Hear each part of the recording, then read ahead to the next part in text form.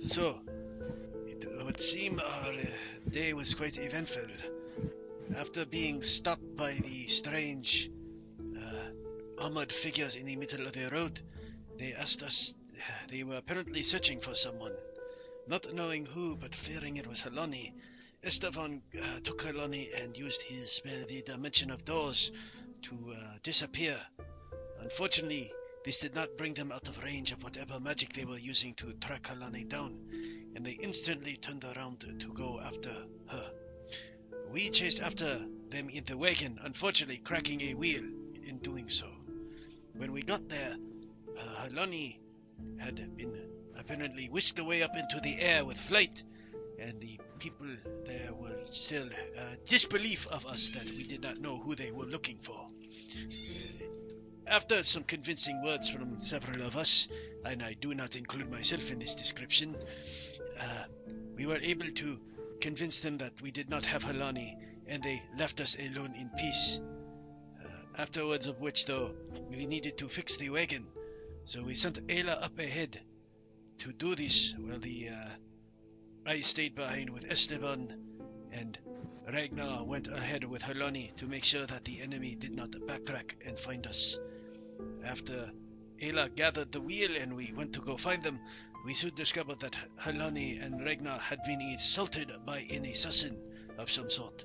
The pair of them were able to defeat the assassin and move along the way. We have gathered ourselves again once more and have camped out, ready to continue on our journey. I think that was everything, Nano? Yep. Yay. That Yeah. indeed was everything, more or less. Inspiration? Yep. Neat. Is there an inspiration button on this thing? Yes, it is the dice button on your picture. Lower Oh, I see it. right-hand corner. I got it, yeah. Didn't realize that was the And it will- inspiration. Yep, and it will pulsate and breathe as you are now inspired. And don't forget to do your long rest stuff, guys, if you didn't. Well, yeah. Considering nothing happened to me, long rest ain't gonna do nothing, except that I get to reroll. You want me to do that now? I I'm use assuming, so Nano? much healing. Yep, go ahead and Yeah, you want me to do do your that roll. in blind GM, you said, right? Yeah, that's fine. That's what you told me you wanted me to do last time. Yeah, fair enough. That reminds me, one other. Okay, you made the save. One other addendum is, and you all can thank Crystal for this idea. Blind roll death saves. Have fun. That's cruel. So we don't know if we're dying or not. That's interesting. I will give a description based off of what you roll, and you can infer it from that. So if we start coughing, if we start coughing and we see a lung, we know we're in trouble. Yeah, basically. So, wait, how do you... Is there like a button for... Oh, wait, there it is. Never mind. Found it. The blind roll? Yep. No, for Yeah, it's a little resting. drop down. Oh, yeah. Oh, yeah, resting. for resting. Yeah, So- there was- So I can get my Alright. spells back? Yeah. I'll hit long rest, even though I just to get my spell slots back.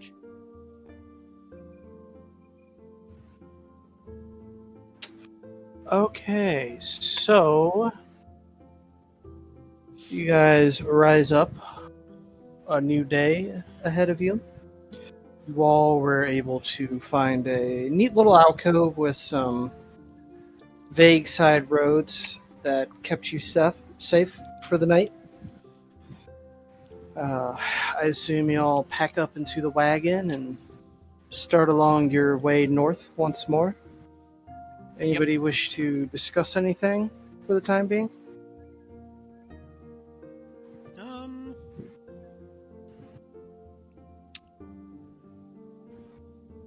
I suppose while we're moving forward, Jubei would just kind of turn to Helani and Storm, or the blah blah blah blah, not Storm, Ragnar, and just kind of go.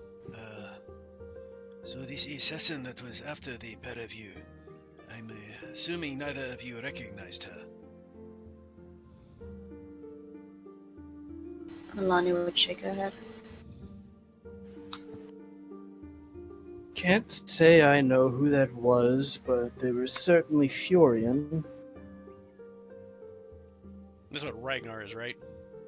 Just if I'm remembering. Yep. Ragnar and Helania both are Furian. Okay, I forgot Orlani was Furian as well. I mean, apart from the fact that we have to be careful with Alani as well, I suppose we also cannot discount the fact that Ragnar might be a target as well, with these undead appearing in his home. There is a chance if they are aware he is coming, they may be trying to stop him as well. I hadn't quite considered that.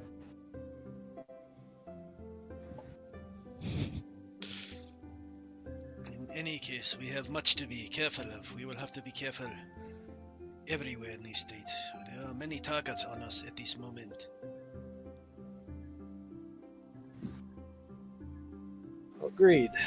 Alana, you can make me a driving roll for now. Is that what we're gonna be doing? Driving? Oh, having Halani do it. She's proficient. I think you're the only one who's proficient with it. I mean, you don't have to, but regardless, as you guys start on your way through this kind of area, it's a little bumpy, that's for sure. It's not a road well traveled. There are some areas that the wheel gets stuck. It doesn't break, but it gets stuck in some mud and things of that nature. It's not the gentlest of rides, but you make do. I forget, how many whales did we pick up again? Was it 3? You have... No, Ayla bought 2 wheels. Oh, that's right. Yep. So we have 1 So spare. you have 1 spare. Keep in mind, though, those 2 wheels are a little reinforced with steel and tread. So it's unlikely that that wheel will break. If any of them do break. It's more likely going to be one of the regular wheels. That's what I figured.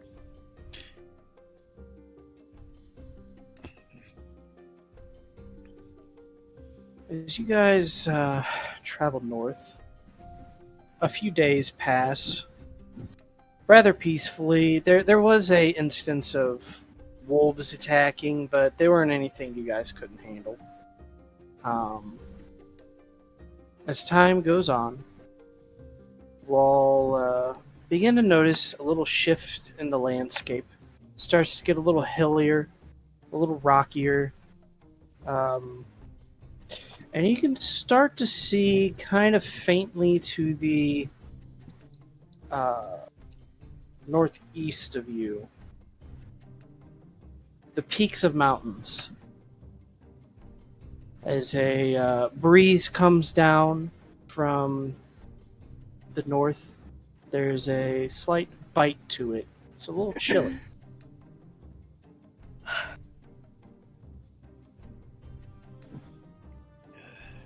This is a little nippier than I am used to.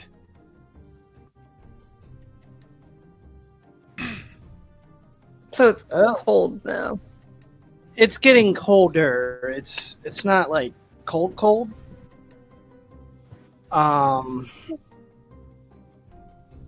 me just a second.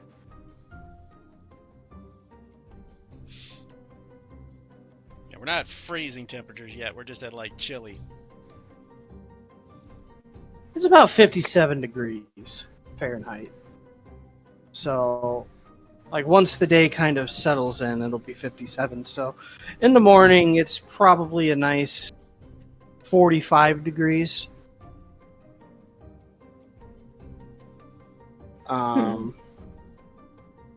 Light jacket weather for those who don't know Fahrenheit.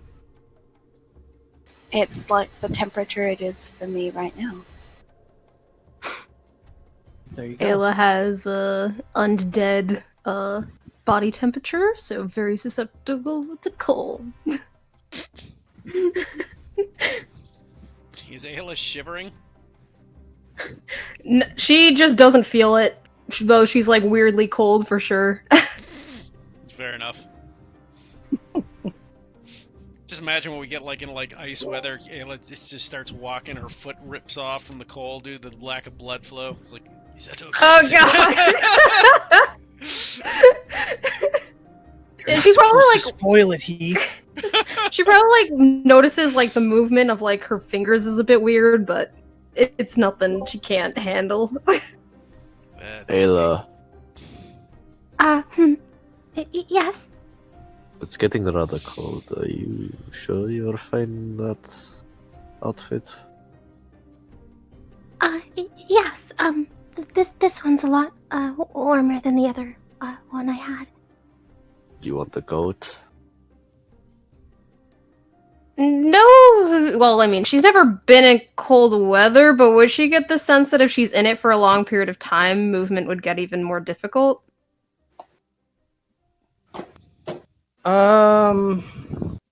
I would say she's able to infer that. That's pretty common sense. Cold, bad. Cold for a long time, very bad. She'd say, That might be a good idea then. Yes. Alright. He'll take off his coat and wrap it around her. While he The fetches gentleman. own. Oh, you won't be too cold yourself. I have another one. Okay. she'll kind of shrug it on, giving a bit of a quirk to her, of a smile to her lip. It's just like, Well, I know I jokingly, well, we sort of joked about me doing the whole kickflip thing. I suppose now I can actually do that. True. Well, just try to keep yourself warm. I think it's going to get colder. Right. she'll butt herself up and try kind of rubbing her hands together to try to keep some semblance of warmth. Alright. As you guys continue to travel along, some of you, if you wish, may inquire about Byford to Ragnar or Halani, if you wish. As most of you realize, you probably don't know much about the country. Sure, I guess you'll be able to just go into. What can you tell me about this, your home nation? Is there anything we should be on the lookout for in particular? In terms of what? Threats, I suppose. Anything on the roads? Do you have banditry problems? No. See, Byford is pretty unique in the sense of we don't have very many bandits. But what we do have a lot of are frost giants. Oh, Those that's guys, much better. those are problems. Yes. So be on the lookout for those. What else? I think I've seen a couple of white dragons before as well, but they tend to stay in the mountainous areas.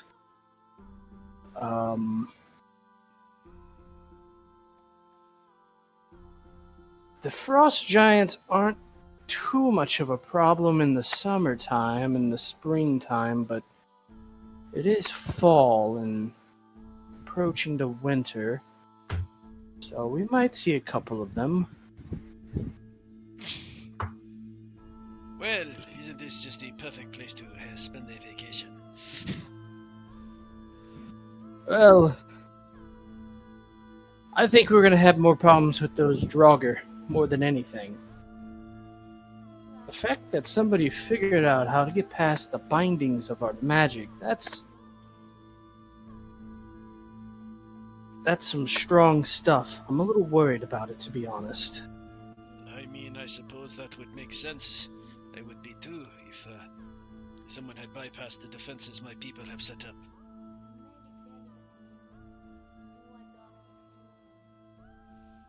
I will say, the landscape will take your breath away. Jupiter kind of looks at him, kind of does that breath thing to see if he sees his breath, and tries to wonder if he meant literally or not. Jubei, we're not there yet, so your breath was still with you. Just keep that in mind. Yeah, fair enough. In any case, I am sure it's a lovely landscape when we get there, but for the time being, how many days of What? travel do you think it is till we reach your home? Well, if we get off boat, if we take a boat up there, it'll probably be a 4-day journey from my hometown. There are other ways into the country, though. I'm assuming by land would be the other one. Well, that would be correct. Is, However, they are much more dangerous pathways.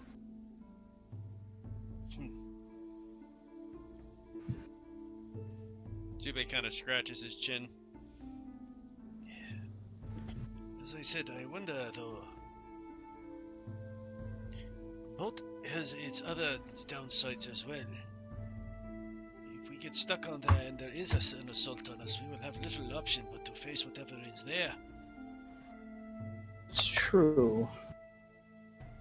That kind of rubs at his chin in thought. Well, I suppose we'll have to see what the sea conditions are like once we're further north. Indeed. Esteban, do you have anything to say about this? Any insight?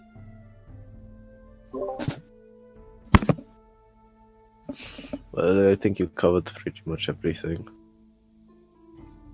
Very well. Ella, anything on your mind about this?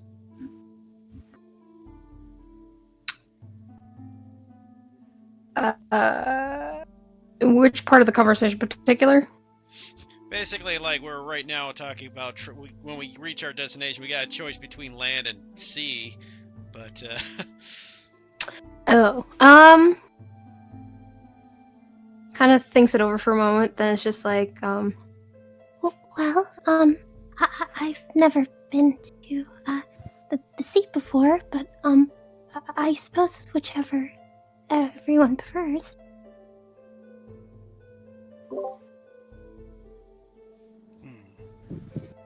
It really depends if we can get a decent enough boat.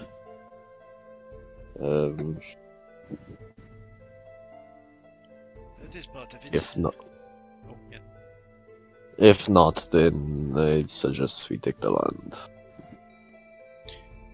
I also wonder when we get to the town where the port is, what is the town we are heading towards for that, by the way, Ragnar?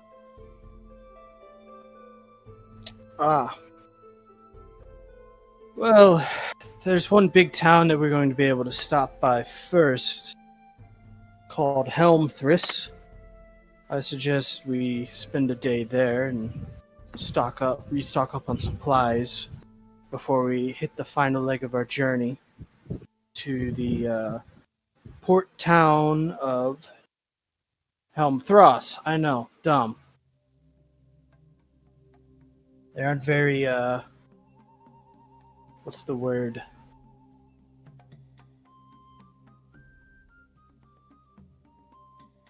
Unique up here? Creative. Creative. There you go. They're not very creative up here. But they are known as the Twin Townships. So maybe that has something to do with it. Well, in any case, I think we should also gather information, anything we can about the scenario back at your home. If there perhaps some rumors have gotten about to these other towns then.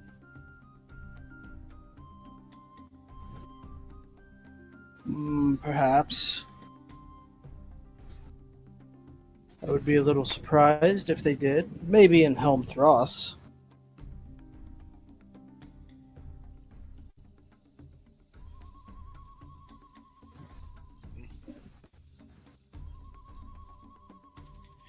Well, in any case, I suppose all we can do is have to decide when we get there. For now, True. we just have to wait and see.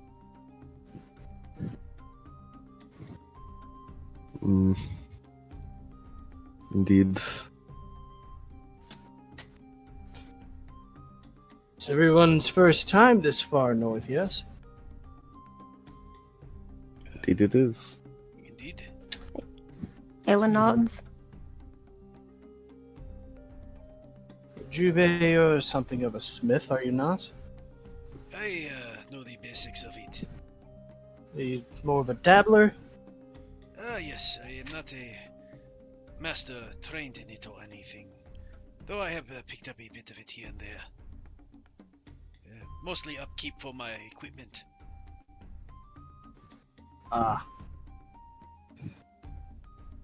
The cities of Helmthris and Helmthross, they are home to a lot of dwarves.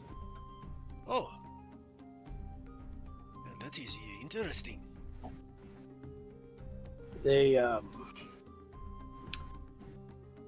often travel eastward towards the mountain range, the Olympiad Peaks, and they mine from there, and they bring out some unique metals. Perhaps you might be able to find some at a bazaar. It will. I will have to keep my eye open for it.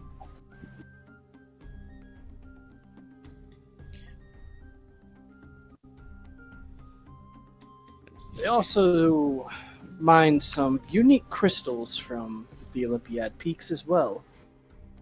So that's more for enchanters than anything.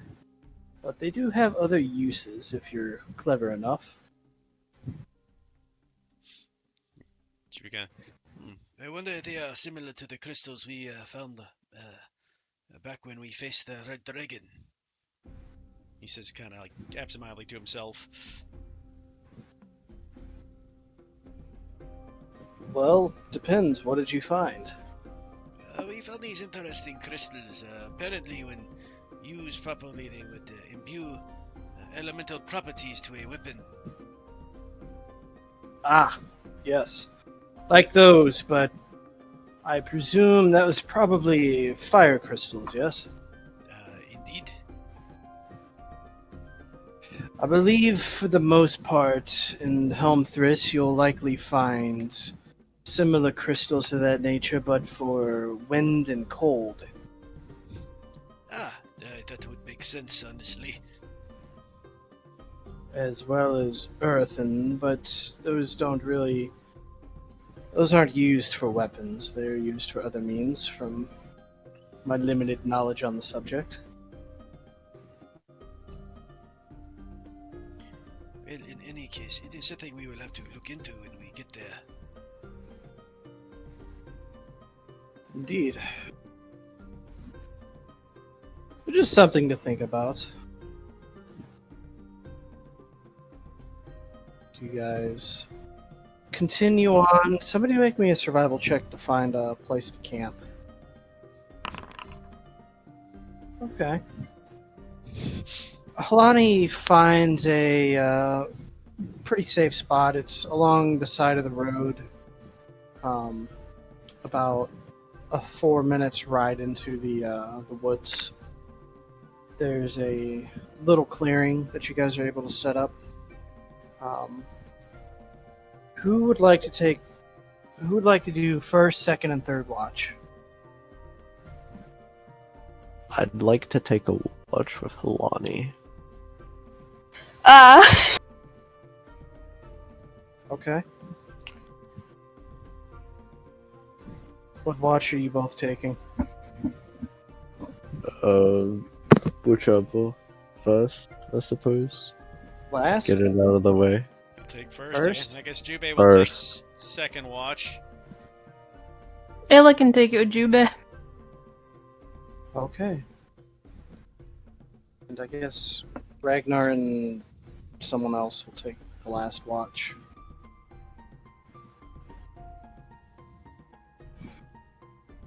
Alright. As you guys wind down, somebody who's good at cooking cooks up a nice meal, I'm sure.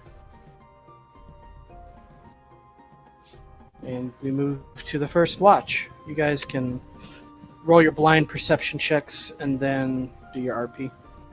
I'm sure that nothing will attack us at this night, and I was going to give inspiration! You can give yourself inspiration. I can't! Lottie doesn't want to hear it. Hey, I don't know what I rolled. I can still roll inspiration, right? People keep rolling before I give them inspiration. I'll allow it. Crystal's just really eager to roll. It's like, someone roll survival, click. There is a dice button along the left side of the screen, and you can click that to do a simple dice roll. D8?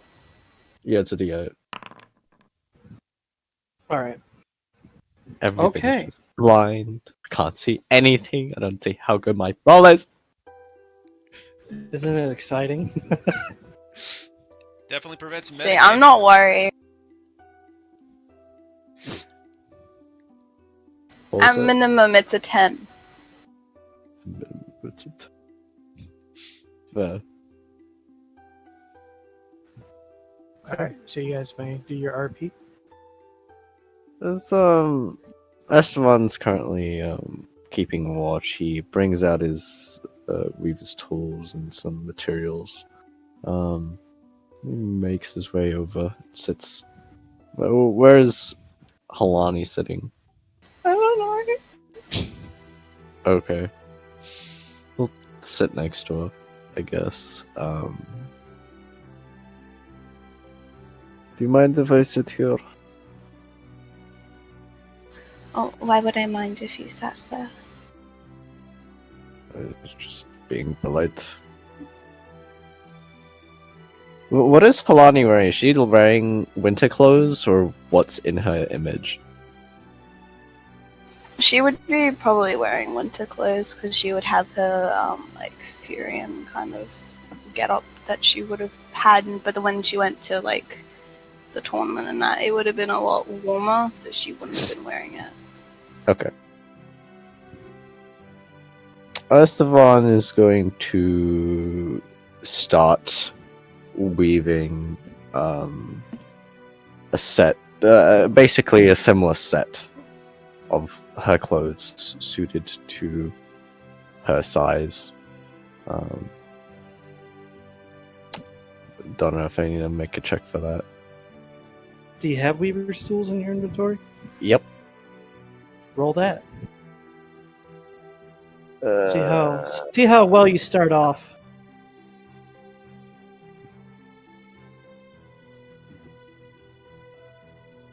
Wait, does it roll? Does it do a roll? Hold on. I'm gonna do it public so I can see. 15. For crafting rolls, you guys can do them public. You don't have to hide those. Yeah. Okay, so I would say during your watch, you get a fairly decent start on the coat.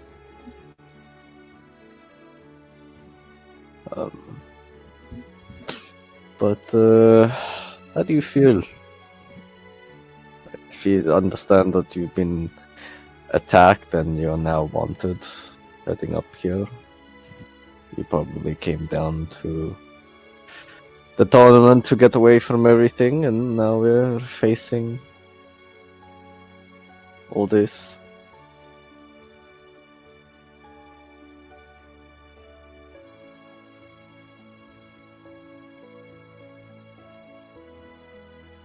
Crystal.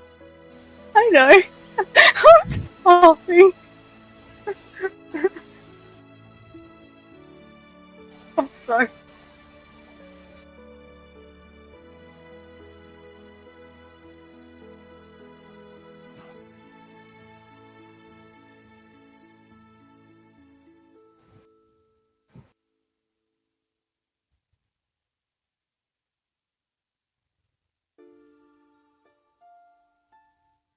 Why am I so nervous?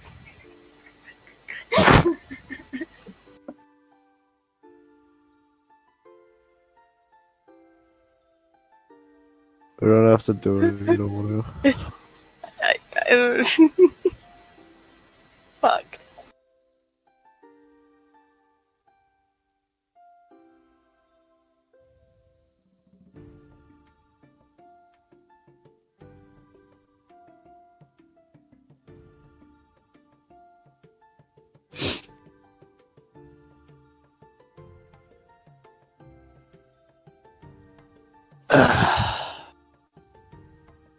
Can we skip until like Would you rather you guys be the last shift so so you got some time to recover, Crystal? yeah. Right in the giggle dick. Alright. Davia, is your is your internet recovered? No? Yay? Maybe? I'm here. I might blip out every so often, but we'll see. It's that good old Connecticut internet, yeah? So we'll disregard their watch for the time being. They'll take the last watch. We'll say Ayla and Jube are first. Then. Fair enough. So I guess you want us to start off with our blind GM rolls? Yeah, go ahead and make your perception checks. I'll do yours for you, Ayla, since I don't think you're back in the game yet. Wait, I'm not. Hey, let's Oh, I just saw you back. pop up. Okay. Oh, didn't show I was you off. were in. I was off the tab. Maybe that's why. Jubei will look through Shitori Toga's eyes at night, because, you know, blindness. So blind GM roll. I will guidance myself. Alright. So perception. So that's a point. I can and guidance. D4. I can guidance Shitori Toga, because I have that spell too. GM Okay. perception. Hopefully it's not a nat one this time. Alright. I will say this, Heath, as you look through Shitori Toga, it's a rather cloudy night. Shitori Toga isn't really able to make out much anything. Okay. I'll go ahead and show you Shitori Toga's roll. 10. You with the D4, eh? Oof. Yeah, Oh, well, not could've been super worse. good, but... Ayla, however, you take a look around and you don't see any encroaching dangers. No strange glowing eyes in the tree line or anything of that nature. Okay.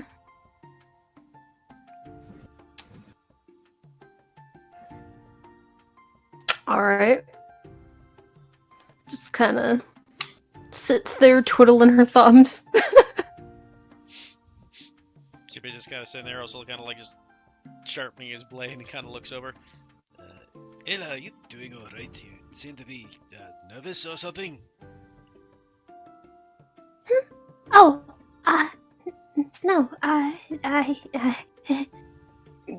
Kind of looks off to this, like, shifty gaze. I suppose to be fair, I'm usually nervous, so, Jubei kind of. Well, I admit you're a little nervous normally, but you seem, if you don't mind me saying, slightly more agitated than normal for some reason. Is everything all right? oh, no, I'm not any more than, usual. I suppose more just, antsy, I guess. Not in a bad way, though. Just,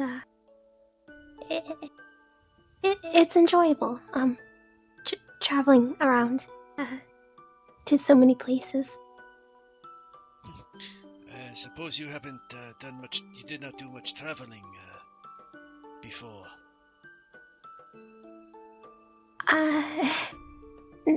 No.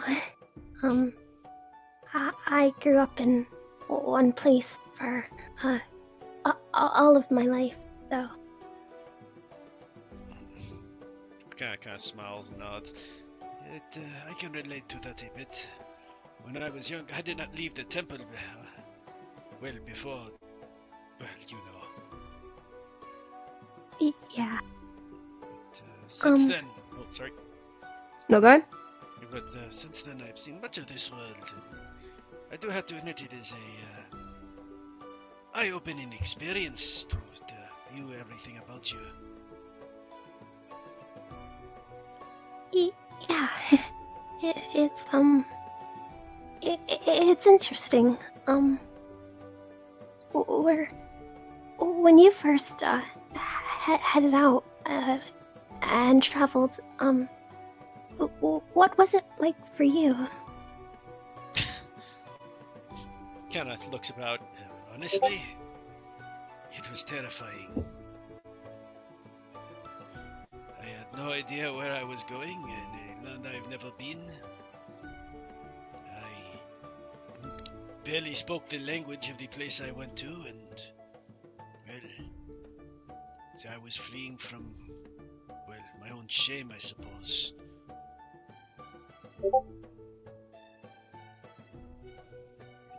And what about once you got used to it? Well, once I got used to it, I think in the end it might have been the best thing to ever happen to me. I met the people that I never would have met before, as well as broadened my opinion on the world in general. There were many sorts that I would never have associated with in my younger days that became people I grew close to and became friends with even. Including a tiefling or two. He says, kind of smiling.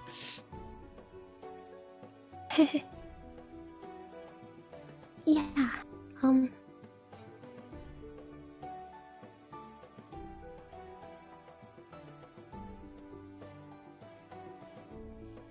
But how about you?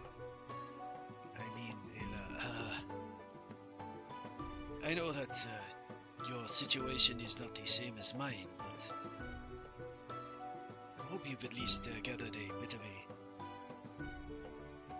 some pleasantry from your excursions. Lost connection. Uh-oh. I'm on my phone now, sorry. So, what did you hear? What didn't you hear? She started responding to, when you mentioned Davia, but, I don't think you guys heard me when I spoke up. No, we didn't hear a thing. You lost at that point. So yeah, pick it up from there. She said, yeah, there's a lot of interesting people to meet out on the road and, in new places. and she looks over towards, the tents where all the others are sleeping before back at him with a small smile.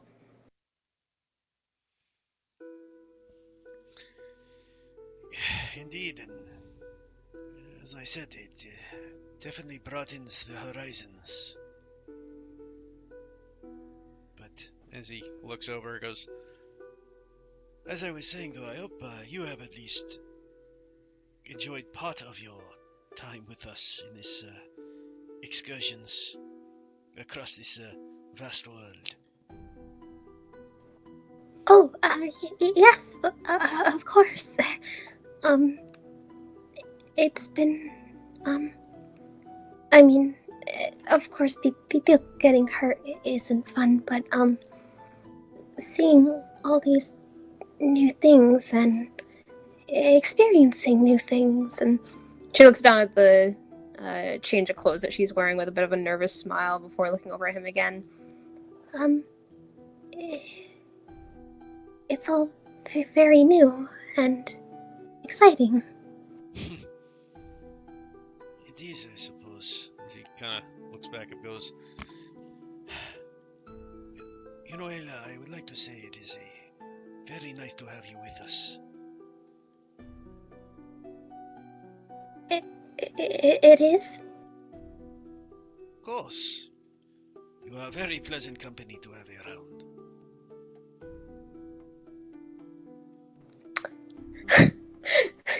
She has this look on her face like you just you just gave her a puppy or something.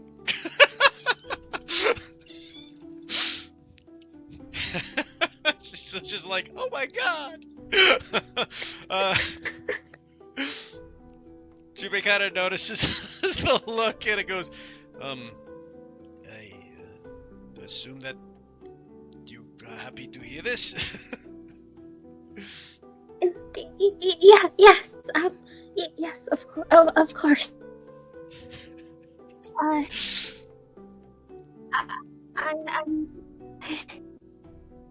I'm not really used to, hearing that, my presence is welcomed. So, it's nice to hear. Jubei kind of scratches his, Really? I would have figured most people would have found you to be a welcome addition to any sort of group. You are nice and friendly. You have your charms, and I mean, sometimes you could be a bit over apologetic, but that is hardly a negative.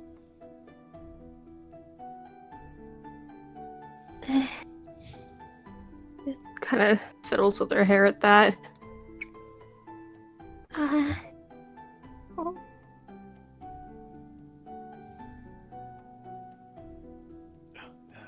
Sorry, did I offend you?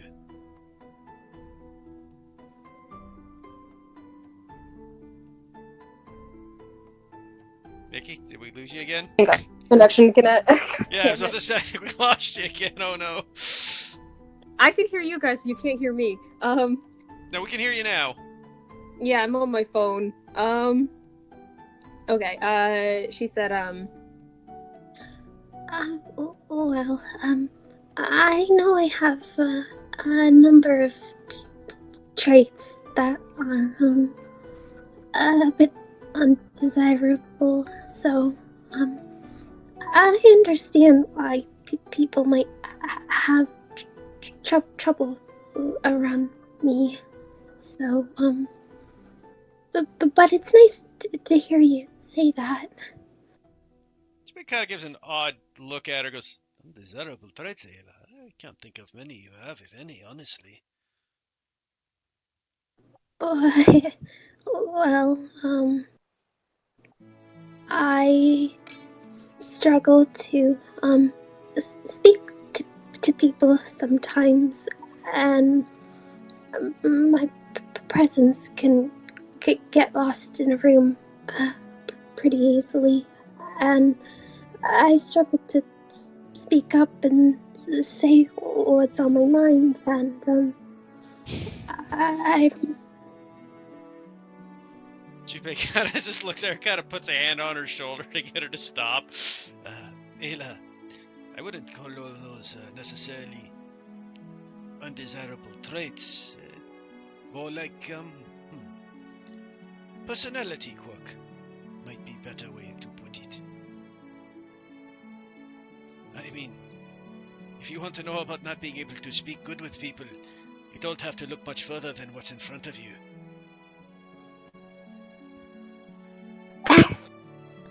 Well, I mean, even still, you're very strong, and people like listening to you and talking to you, and when something bothers you, you're able to speak your mind about it, and you're even if you might struggle with picking the right words at times, people like being around you. Well, I mean, I can't speak for everyone, obviously, but I know for a fact I enjoy being around you, Ayla, so I don't see much of a difference there. and I'm fairly certain Esteban feels similar, if not more so.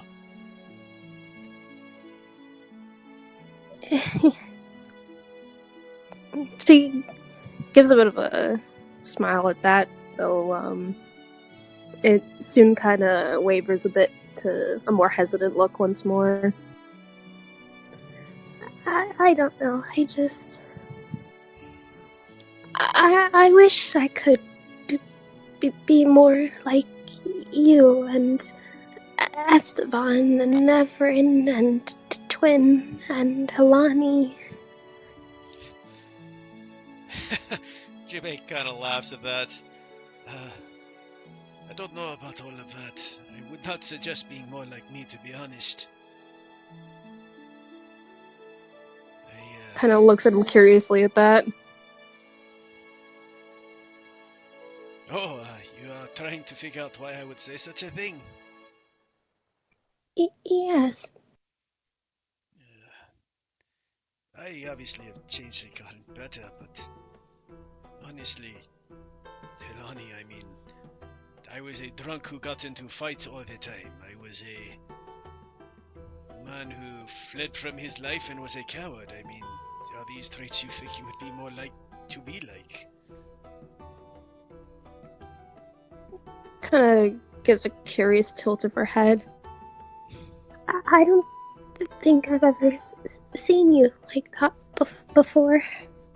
I suppose I changed quite a bit with this group, but... And he kind of smiles at Helani and goes, as Ayla goes, as you have Ayla, I mean... I was a rather... what is the proper term? I suppose uninspiring will have to do of a person.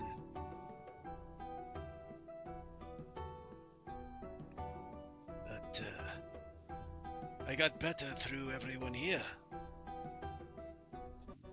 You, Ada, I mean, the things you say you are, the negatives you say about yourself, well, perhaps they are beat, but you are far more outspoken than you used to be, I can tell you that much. And you are far better at talking to people than you were when we first met. I am? Indeed. Heck, Ayla, when we first met, I don't think we would have had this very conversation if you weren't proof of that. Kind of gets a little flustered at that, looking down. You were, you are considered Lord of the castle there, so I didn't want to, overstep. Shupei laughs at that. Ayla, I am a lord of a castle because we didn't have much to pick from, I think.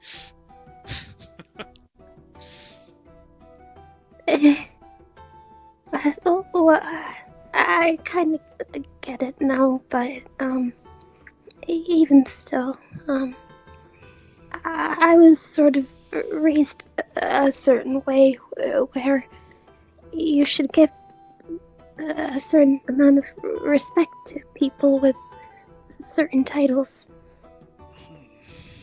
I suppose that is true. I have that myself in my culture, but I suppose being one of the older, though, we're a bit beyond that. He kind of scratches his chin for a second. And besides, Ayla, when you first met me, I was hardly a lord.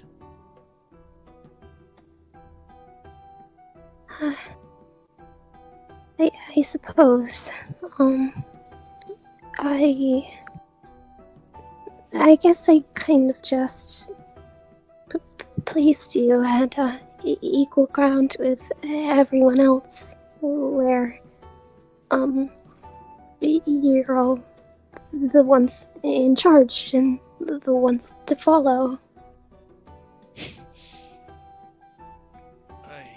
He kind of looks a little embarrassed when you say that. He goes, I suppose I did have a tendency to work out these strategies, but again, that mostly has to do with my temple training. But the other hand of Ayla, I mean, You have done many magnificent things since I've met you as well. And I mean, I could not. Nope, sorry. It looks at him a bit confused. You do not know what I am talking about? No. Ayla, you saved the life of my oldest friend. You do not think that is magnificent?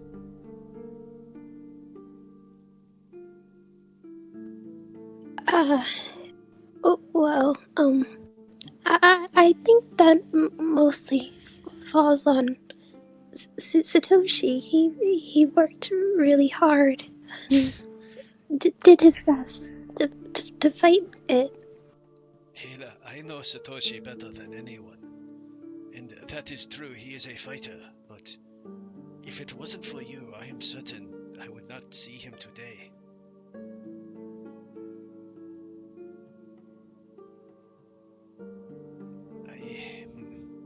Jubei kind of stops. In any case, Ayla, that was something I don't know if anyone else could have done, especially in our group at the time. I can tell you I would have not been able to do it. I very highly doubt I would have convinced Satoshi to go take care of himself. He was stubborn always like that.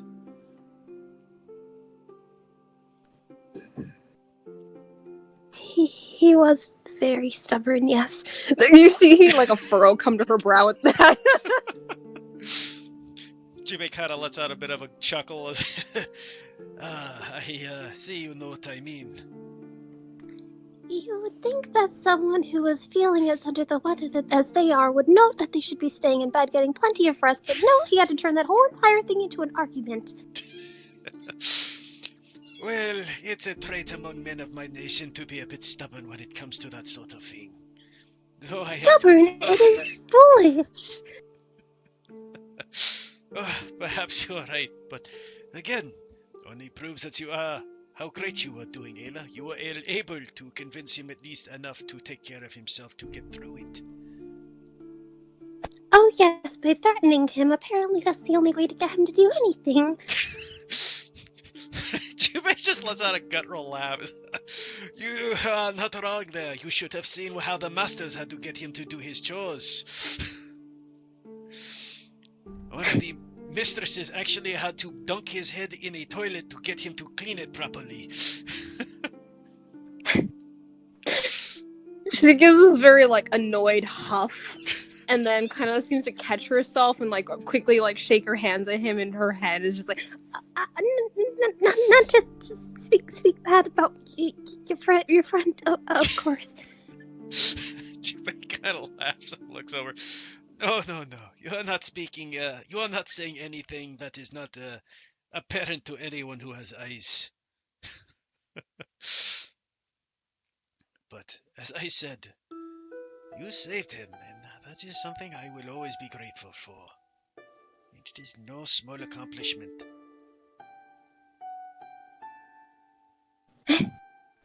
I think it was mostly, Zeros that did it. Perhaps. And he kind of looks over, but you have said so yourself. You are the instrument of Zeros.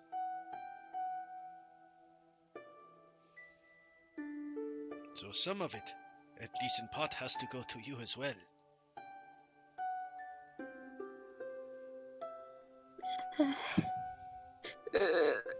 Can I ask you to roll me a persuasion? Persuasion. Can I guidance myself? Sure. Make a Jubei roll a persuasion check. Jesus.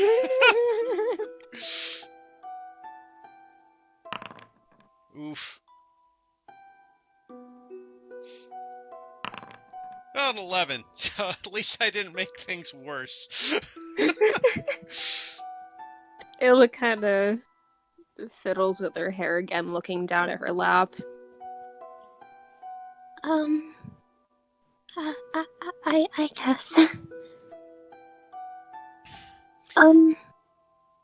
Could I ask you a question?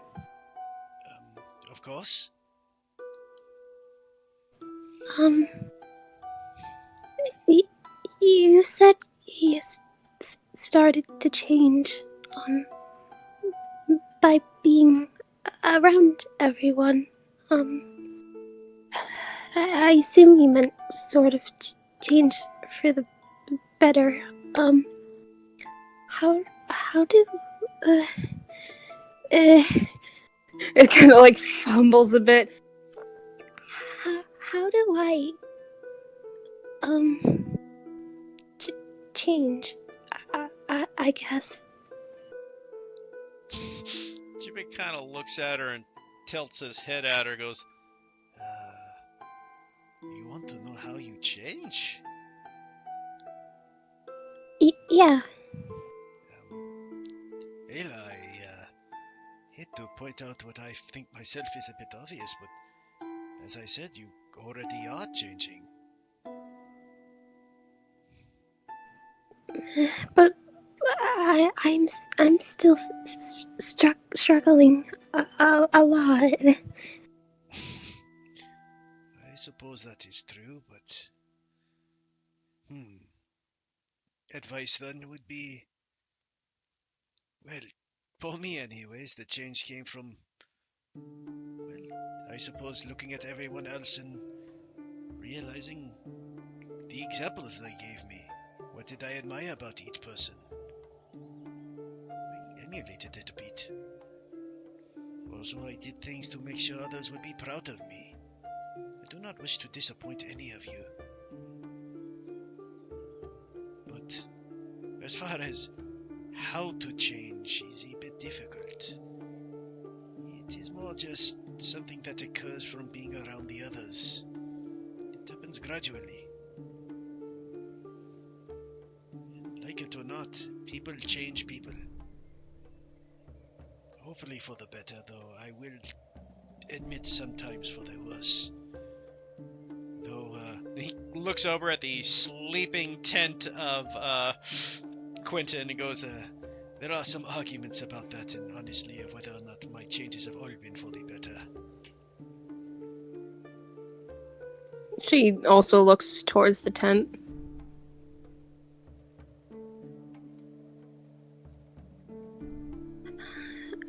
Are you afraid that he's cross with you? He looks over back. Oh, Quentin, I don't think he is cross with me in any sort of way. He's more concerned for me. How so? he kind of looks over and opens his mouth to speak and then stops and kind of scratches his chin. I am not certain if I should say this, but I suppose I do trust you. He is a little concerned about my relationship with Davia.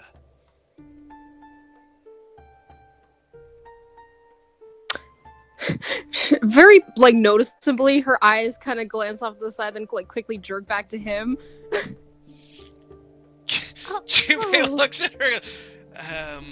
Would I be incorrect to assume that he might not be the only one with that thought process? No. I don't know. What? Rubs her hands together. I don't know the entirety of your relationships, so I can't say anything really. Jimmy kind of looks at her and sighs. It's like, apparently this is something that has been bothering quite a few people. I suppose there is nothing wrong with you all caring about me. Kind of just rubbing. But I can assure you on the front that despite the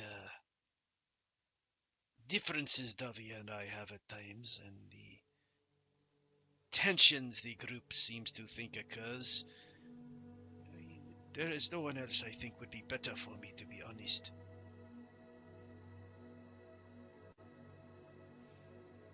Kind of looks at him a bit curiously at that for a moment. Kind of looking like she's kind of like studying him a bit. Then a bit of a timid smile kind of comes to her lips. Well, like I said, I don't know the entirety of your relationship with her, so I can't really say anything. But for what well, me and the others have seen, I don't know if it's a front or a reality, but the fact you seem so confident about it, that does give a bit of reassurance.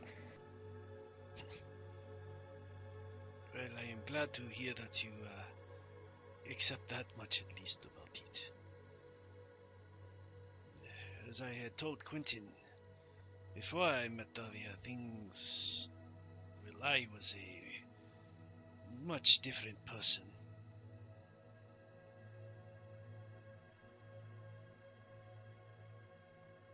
You probably don't remember much of how I was like.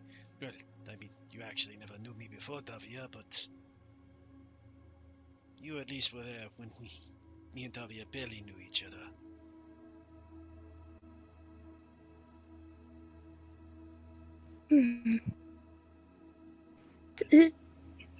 Does she make you happy? Very much so.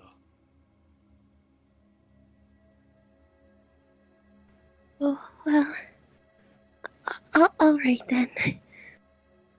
I'll save any kind of opinion on the matter until I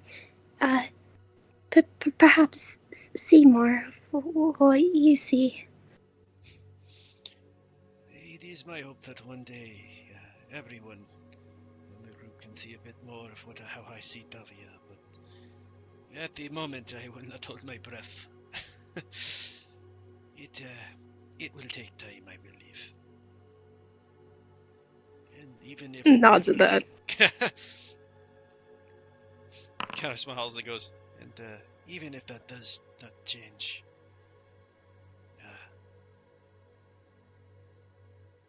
I at least know what I care for Davia about. My words are failing me again. You see, you are not the only one terrible at this. Jesus. She kind of gives a little laugh at that and looks down.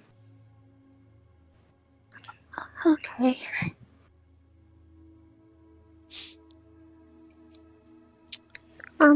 But yeah, thank you for entertaining my questions. I'll I'll think on it more. Very good. And as I say, do not forget, we all enjoy your company, Ayla, and don't think you have to change for us either. We do like you the way you are as well. I think the problem is more I don't really like how I am. Well, if that is true, then yes, seek change for yourself. But make sure it's the right change.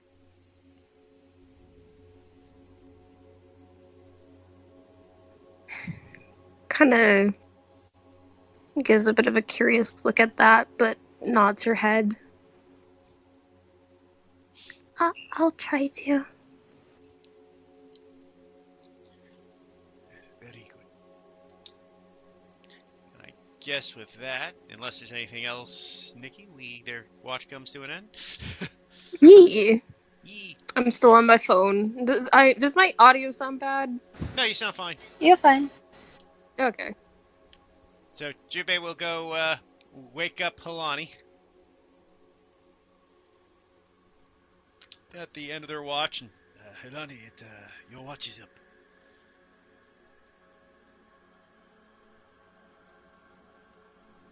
Me thinking about what kind of sleeper Halani is.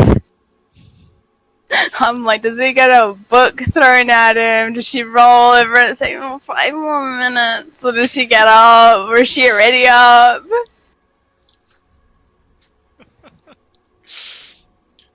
the tough questions. Tough question. So you really need to ask yourself. She just got massive bed head.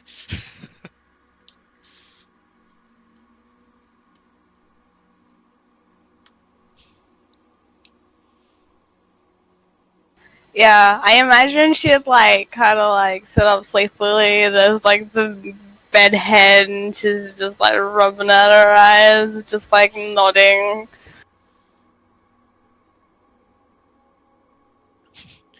Well, if you are ready, I will rest myself down.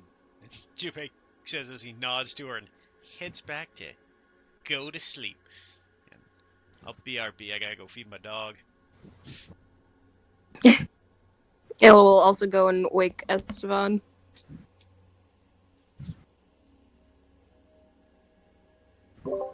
He'll not really wake up with any fuss, he just kind of yawns.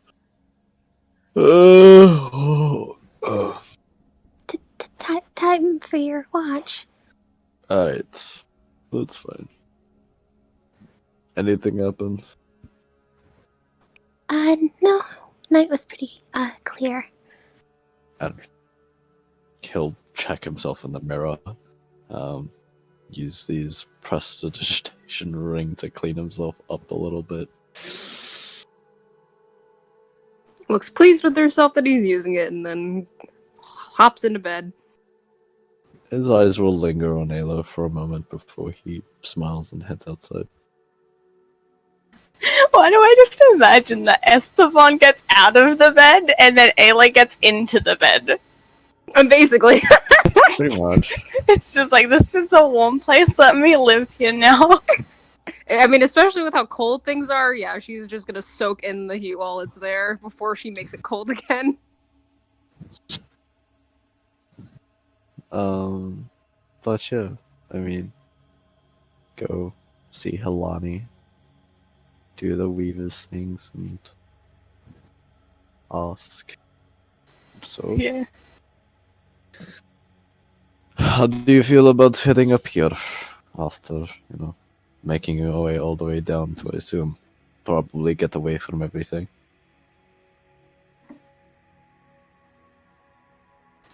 Well, to be honest, I hadn't really thought about it that much. She was just wanting to go and help a friend, and then all of the posters and the people looking for me, that's a bit hard to deal with, but we'll get it along, aren't we?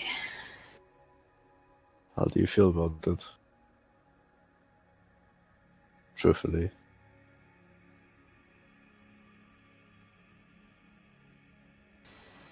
I really hope that this doesn't interfere with the ability to help Ragnar with his situation, because, I mean, we're supposed to be going to help, but I just feel like me being here is just going to do the opposite.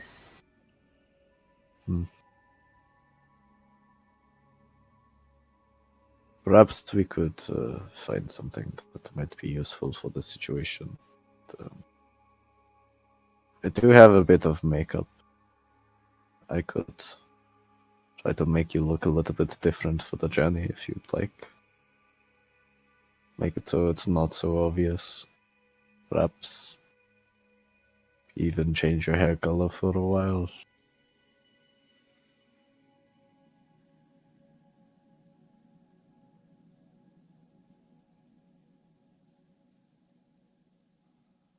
Just a suggestion. That is only going to help to a certain extent. Like, they were tracking me with my blood, as you've said before, so... Oh, that is something that is probably... there's not much we can do about that. But we can at least deal with the common eye, you know? People who... the common folk who look in your direction, and they're looking to cash in on whatever bounty has been made for you. When it comes to the blood tracking, well, we'll deal with that as it goes.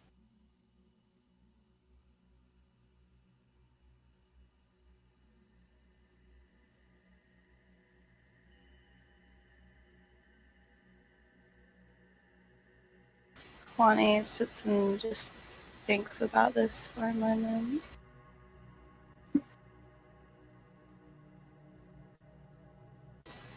How much of a hassle would it be? Not very. I'm quite used to doing it.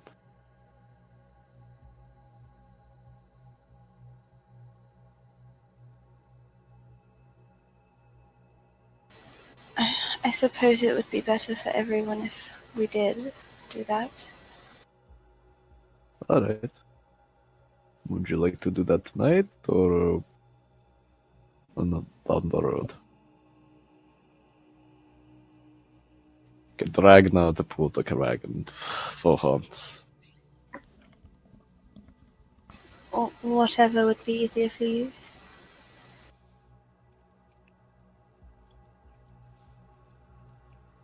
Sure. Perhaps tonight. I'll go grab my things.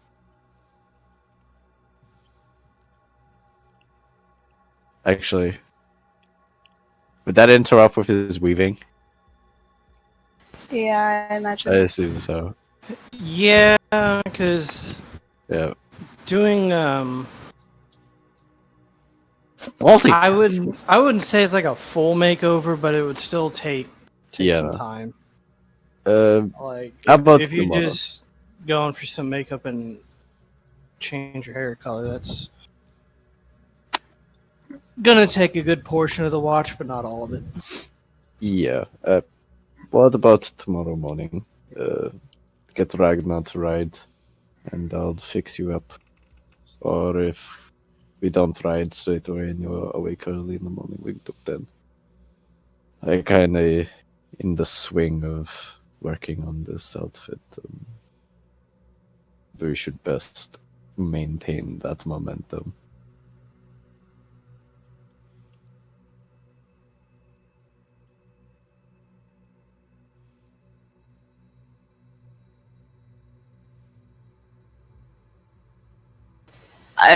I just died at I'll fix you up.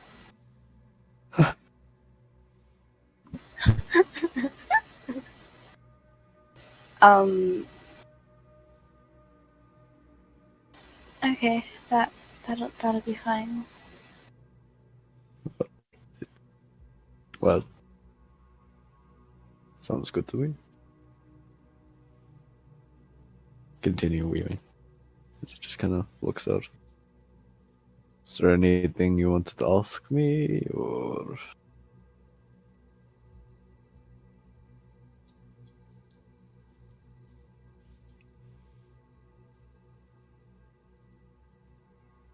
Any insights on anything? Okay, my brain is seizuring. Juani knows about like the vampire blood stuff to do with Estevan, like that he knows about stuff like that, right?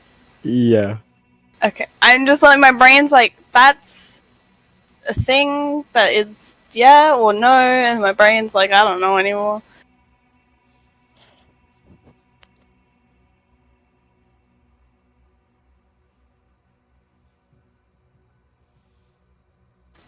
Now my brain's like, what do I do with this information that I just asked about?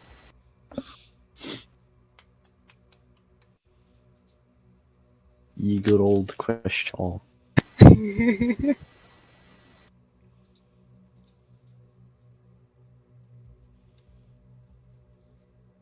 Thank you, Nikki.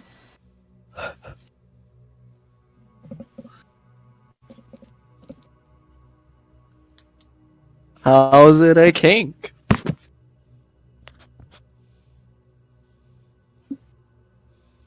It's just the people that. Is it true what they say about him?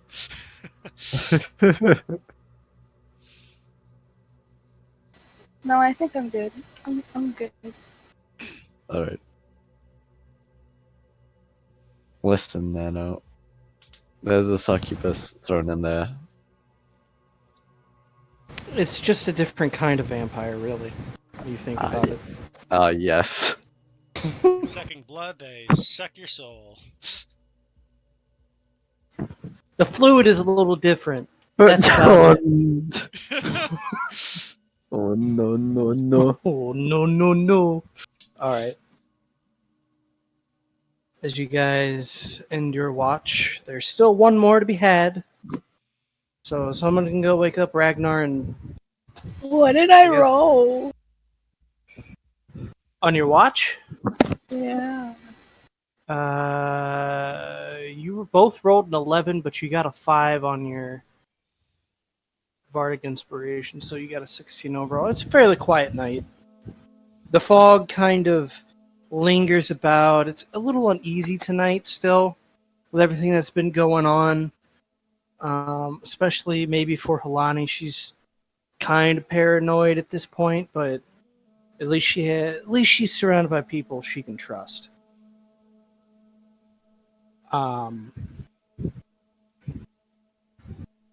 Yeah, so whoever wishes to wake the next watch may do so, and I will make their rolls.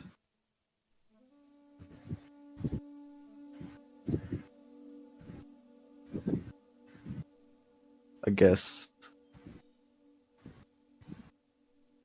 Is Halani doing it, or I guess someone will go wake him up? What? Waking up Ragnar. Do you want to wake I up don't care. Ragnar? I guess so. Let's one go wake Ragnar up. Make his way into his tent and Ragnar! Hey! That's your watch. Did you find my missing pocket watch?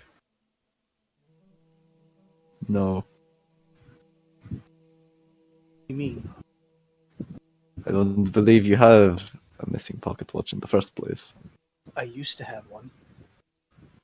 How'd you lose it? Quite remember. Lost in travel somewhere. Oh, you mean watch? Yes, watch. Oh, right. He'll get up, kind of don his armor and go outside and sit on a log and just take in the good morning air. On his As watch. one would make his way back into his tent and get in bed with Ayla. Giggity. Giggity. She is full on burrito blanketing right now. He Maximum burrito. he would try to like not wake her up as he tries to get up.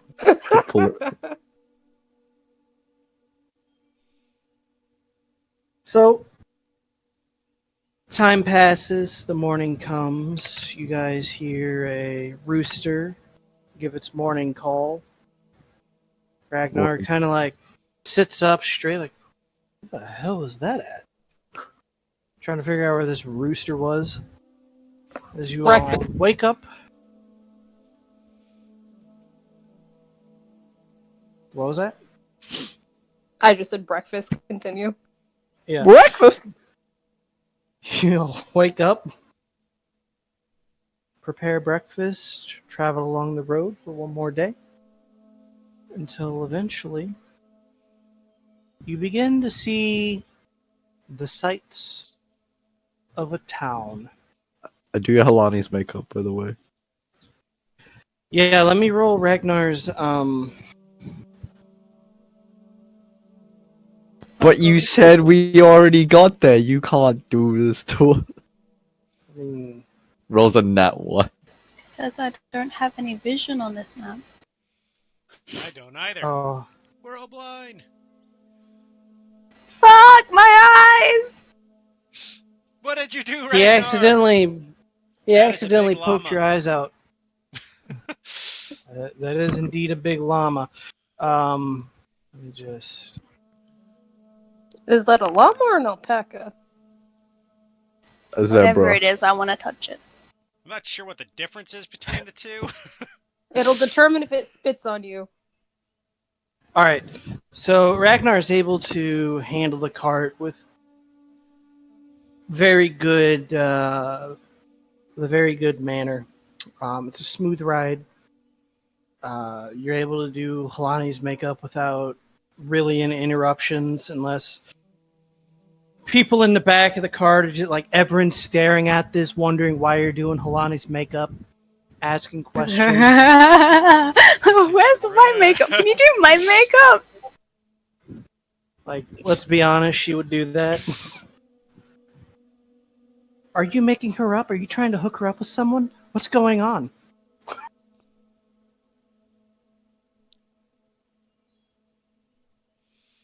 Twin would probably just watch it going, I don't understand me. So if you guys wish to RP out watching Halani get made up, you may. Otherwise, we will continue. Ayla's watch because she's fascinated. Jubei would probably see it, go, huh, and then continue on with his day. Lonnie probably just looks uncomfortable that this is happening to her, and then she also probably just looks even more uncomfortable because everybody's looking at her. Twin speaks up. I think the spot's right there. That is exactly what Twin would say. I hate it. Do you For want poops black and hair? smiles, do you have a disguise kit? I do. Roll me that Pretty fat disguise kit check, just for poops and smiles. Watch him now one. Jesus! So basically you did her up like a cheap $1 hooker, just like rouge Well, on... it depends. Depends what the skill is. Because it only just adds. That's intelligence. Wait, what was the roll? The disguise kit. What was the roll? A 5. Oof. What's the check that? What's the Modifier? modifier? Is it charisma, dex? Usually dex. Well, it rolls intelligence, so. Are you not proficient in that? No. He's a bard. He's Okay. semi-proficient in everything. He takes things. He'll buy them and use them to a certain degree. Well, I mean, it's not a catastrophic disaster. Kalani was kind of shifting around, not really sure if she wanted to go through with it, so you did the best you could. Yeah, it's Halani's fault. Blame the victim blaming right there. You're also in a wagon, and, you know, as smooth of a ride as it was, there were a couple of bumps here and there, and it's not easy being... Green. Not easy being cheesy. Go ahead and ask Kalani your question. Sorry, I kind of interrupted that. What hair color do you wish to have?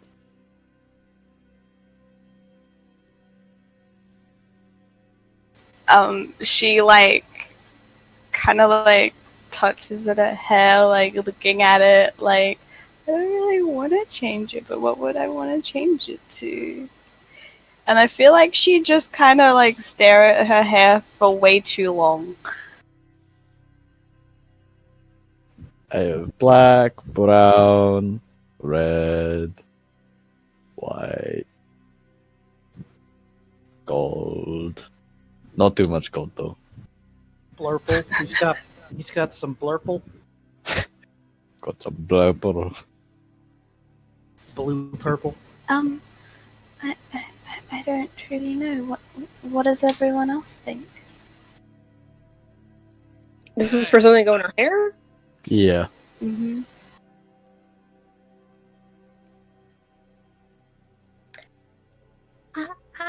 I think you would look really nice in blue.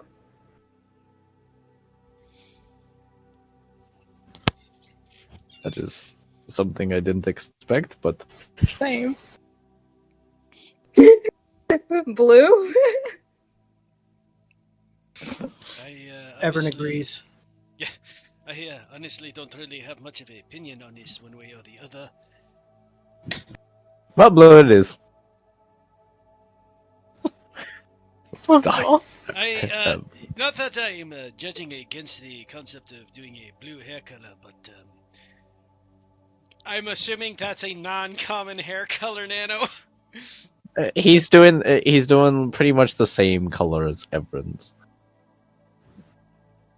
Okay. Is it anime in your world? Is that type of hair like? It's so blue hair, green hair, stuff like that is rare, but it does exist naturally. Yes, Okay, it's not something that you would see every day. because tieflings, I think, can have naturally of those colors, not green per se. I mean, there's a whole elven race where they have all kinds of shades of blues and purples for their hair color. So True. I misheard and thought some kind of like blue hairpiece would be put in her hair, but you know what? Fuck it. Color it blue. No, we're coloring Halani's actual hair.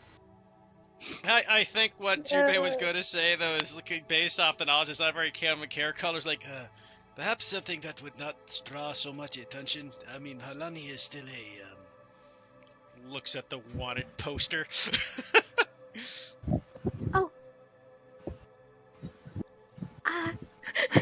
Me trying to think now, would Ayla have actually said that in canon, knowing what I know now? We can undo that. That's fine. I could What just were the go for available normal. colors? Black, brown, red, white. Isn't Alani already red-ish? She has orange, more orangish. But yeah, are you talking fire truck red here? we're talking like fire truck red. Perhaps Emo brown. girl red? Brown could work. We'll go with brown. Ayla thinks to herself, just mutters to herself, just like, Though I suppose blue is also not too bad. Isn't it? I don't think it's an unnatural color. She says that she has her pink hair. Yeah, I was about to say, you got pink hair, but... Ayla does have pink hair. But yeah, there we go. Halani now has brown hair, guys. Esteban thinks to himself internally, well, I suppose the wanted posters are not colored, but oh well.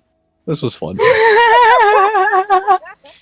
It's less... You see, that makes it worse when the wanted posters aren't colored, because if you had bright blue hair, they wouldn't know the wanted poster wasn't a blue-haired woman.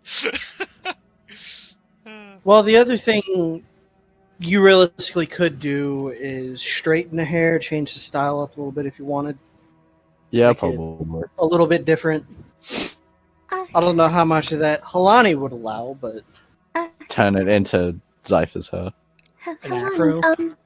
Would you perhaps like a braid? Okay. So I think, just because, like, this is all, like, just becoming a mess now to me. I think, so we're not coloring her hair if it doesn't matter. Because if it doesn't matter, Halani will not want you to color her hair. Fair. And I feel like Halani would braid her own hair. But if Ayla offered to help, then she would get help. Because she would offer help. Because braids would be part of, like, kind of the like Fury and hairstyle kind of things. Yeah, Ayla used to braid her imagine, hair every day, so. so she'd offer help.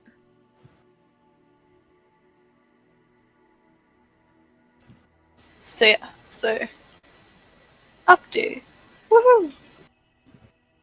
And then I imagine it would just be the makeup, which yeah, just to kind of try and change her face shape or whatever. Yeah, fair enough. All right. We are good After- with that. Yeah. So that After all that happens, you guys happen upon the town, or more small city. Calling it a township was not doing it justice, really. It's fairly big. The architecture here is a bit different than what you guys have grown accustomed to in southern and central Osteria. Up here, it's a little more alpine-ish looking, I guess. There's a lot of people in this city. There's also this massive granary windmill up upon a large hill in stark white that slowly kind of spins. As you guys approach into town, what are you all doing? Keeping a low profile. Keeping a high profile. probably Jubei would go out to get the supplies we need for the continuation of the journey. And maybe keep an ear open for any sort of rumors that might be about the roads or about our destination. Yeah, someone will probably do the same and keep an ear out, or maybe talk to someone to see what's going on within the town. Ayla will keep an ear out for anyone possibly talking about the whole Halani thing. All right. So, as you all kind of spread out through the city doing your own things,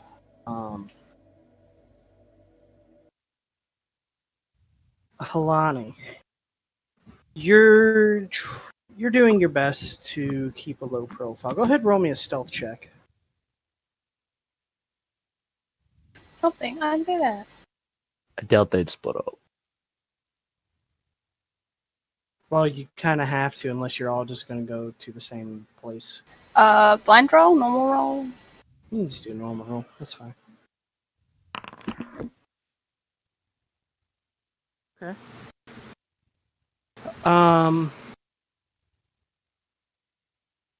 You do a pretty good job of finding an area to stay rather low key, so to speak.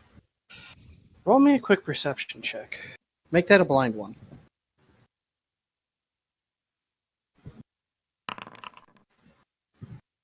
All right. As Good job. there, I'll just toss that on. As you're What the fuck is sitting, happening? As you're sitting there hidden, you take note of what looks to be an older man. Gray hair kept short. He has a white beard, also kept pretty short. The one thing that you notice about him is he has probably the clearest blue eyes you have ever seen. And you get a feeling of familiarity with this man as he kind of looks at you, picking you out of this rather large crowd, animals drawing carts nearby. He's watching you of sorts, and he gives you a nod of his head and then does kind of a tilt of it as he heads out of the gate towards the woods outside of town, as if he would like you to follow him.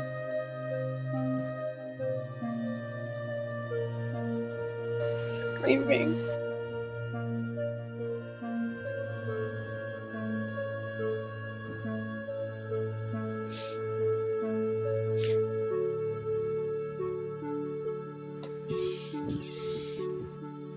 If you wish to insight, you may. That's what I was just thinking. Make it a blind insight, though. Oh, I already rolled. Okay.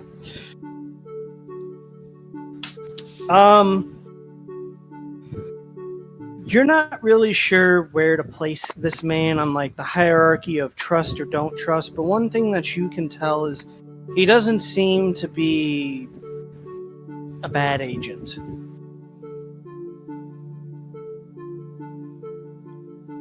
No, he does not have candy.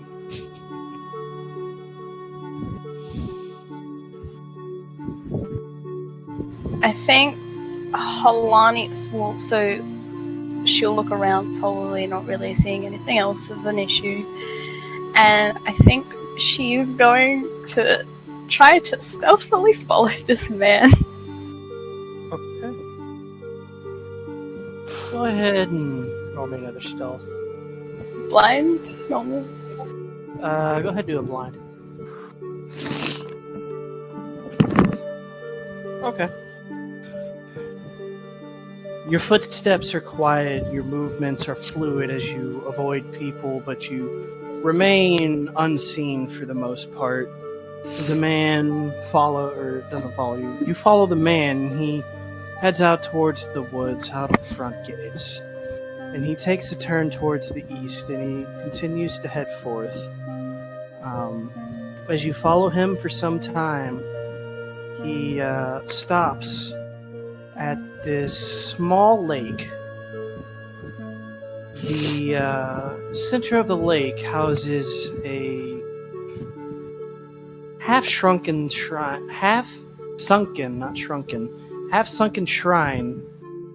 of Thorun. And for the rest of this, I'm going to pull you down to the other channel. Oh. So the rest of you guys. may RP amongst yourselves. And we'll be back.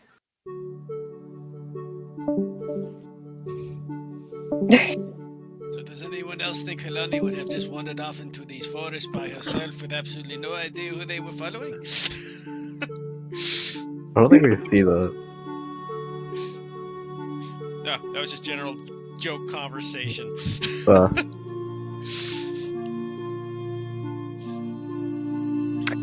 I'd say, I guess we're just hanging around the city then, huh? Yeah, we're just shopping, I guess. Well, I Yeah, I was think That's gonna one will practice cape flips. S1 will look over towards Aelin and point towards the large llama / alpaca. Hey, Ayla, have you ever seen something like that before?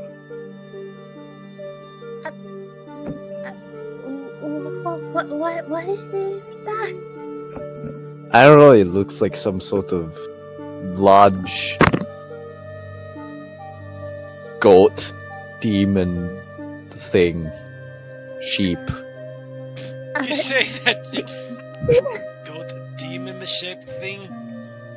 It's some, I don't know, it's huge. Look at it. What is that? Why demon? I mean, I don't know. if I was going to describe it, it kind of looks like a giant sheep, honestly. I don't know. Maybe it's a goat sheep. Well, maybe it's a dire sheep. I mean, there are dire wolves and things.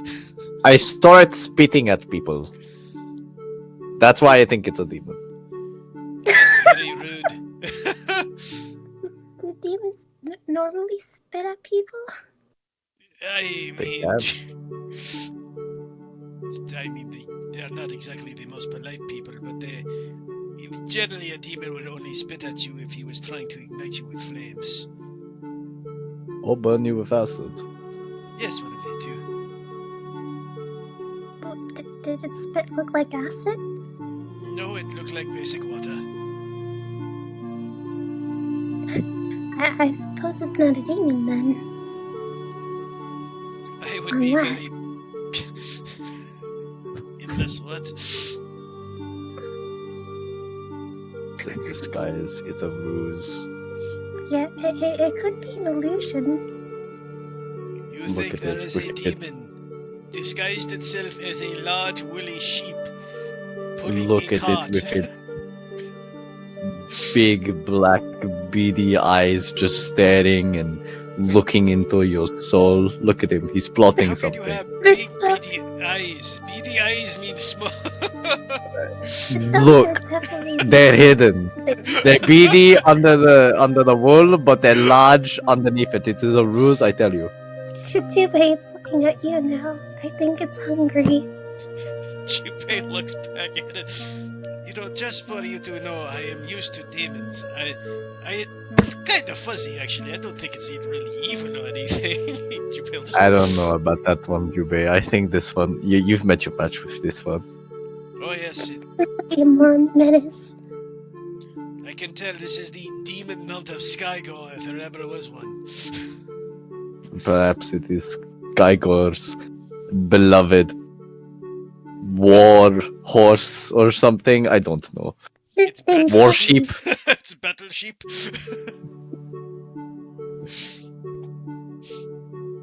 I mean, we have seen demonic goats before, but they look rather different. This thing just looks, I mean, harmless, honestly. Looks are deceiving. That is true. I mean, I Have can... you seen Ayla fight? Gives a nod. Look,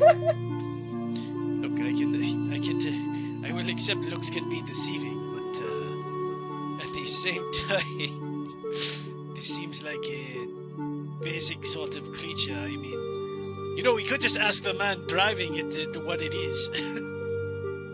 No, I bet he's Skygore. How do we know not in on it?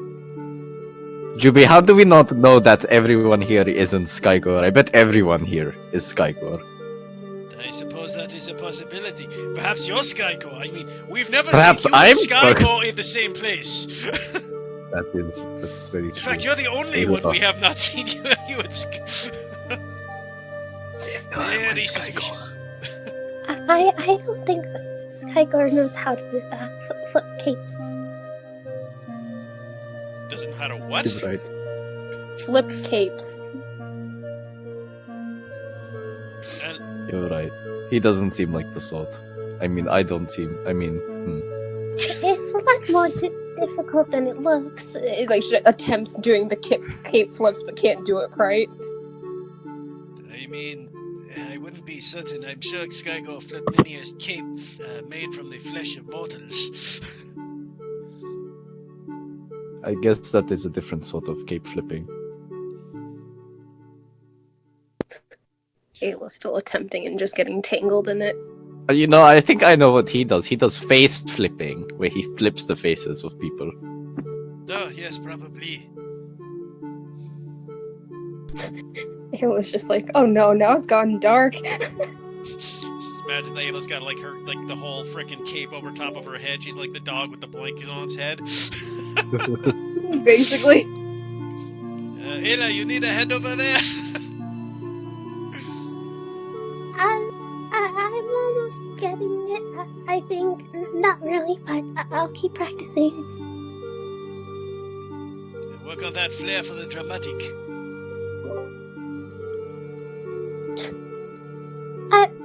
Out of curiosity, Esteban, since you're used to these, have you ever done it where you entered a battle or something like that, and just did the whole swoosh with the cape thing? Yes, I've done it a few times. Have you ever gotten applause? When I'm fighting someone? I Maybe don't know if they would shrug. applaud me. Jamil, you've actually done the cave swish during a battle? Not during a battle, at the start of the battle. Oh, I see. So you enjoy making yourself to be a giant target for the enemy. It is just a small whip of the cape. It's not a giant target. I mean, it does bring quite a bit of attention to you, Esteban. I hardly do anything in the fight. If they're targeting me first, that is by all means. Go ahead. I'll just turn invisible. I mean, it's an impressive thing, though. What? Whipping capes? And No, being able to draw attention. You're right, it is. I mean, honestly, every time I'm in a fight, everyone seems to ignore me. I think maybe if you took off your armor and ran at them naked, they'd probably more likely be able to hit you. Well, by that standard, I suppose if any of us took off our clothes and ran at them naked, we'd probably more likely to be hit, period. Exactly, that's the point. Draws attention, I'm sure. Perhaps it'll even scare them away. They'll be like, "What's going on here?" And they'll be so shocked and surprised that you just... You know, I actually have heard of a sort of warrior that does strip down to them, apparently get naked and paint their entire body blue and charge the enemy. That sounds terrifying. Apparently, Wait, what do they paint with, though? I have absolutely no idea. The blue blood of their enemies. Smurfs.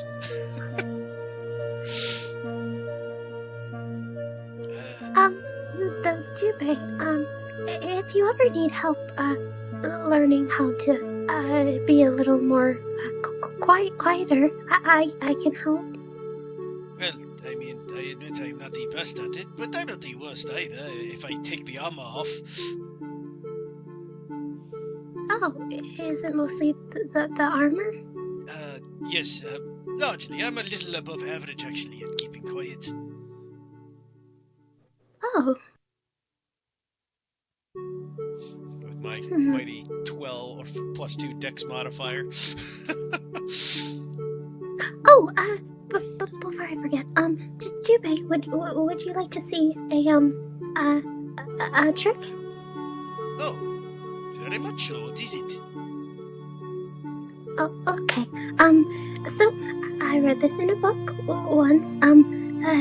She'll take out one of the packs of cards that she's gotten, and she will do one of those like behind the ear trick things of like shuffling of like, oh, where'd it go? There it is. I'm gonna roll sleight of hand. Oh shit! Oh shit! Double that 20. Very impressive. I would say actually with the nat 20, it's just like It pulls it out of like Jubei, behind Jubei's ear. that's like the typical. What's a cooler one? Pull out of his nose. Just like, Yeah, that's what I was gonna say. look at this! Ah! Actually, it's in Jubei's hand. Okay. Well, that is amazing, Ayla. I did not even notice that.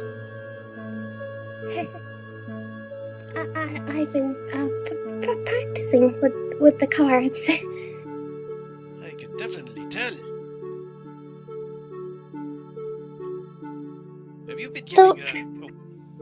Oh, good. have you been giving her tips on that, Esteban?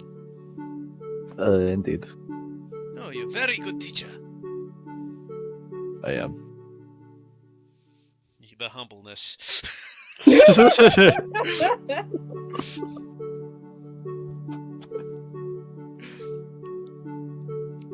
Ale kind of speaks and just like, Actually, Esteban, the one you've been teaching me is the which card is yours one. The pick a card, and selecting the right one.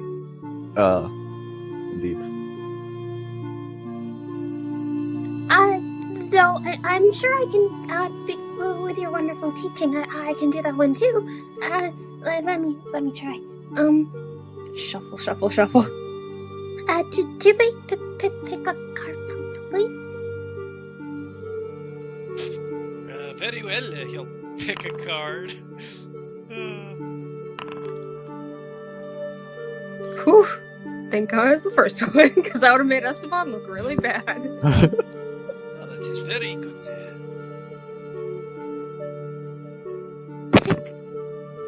The card tricks are rather fun. Oh, yes, they are. Like- This is a great way to pass the time. Like I said, she has a very good teacher. Oh, For a second, I thought Helani was back, but I guess apparently we were wrong. I think it was some ghost. I bet it's the alpaca's doing. I mean that thing. Oh yes, the demon sheep. The demon sheep. I thought it was the demon goat. No, we met the demon goat. That thing tried to kill us all at the castle. Wait, you met a demon goat? Oh, yes. That one. What? It wasn't very nice. Interesting. Yeah, not very nice is a nice way to understate it, but yes, quite horrifying. Fair enough.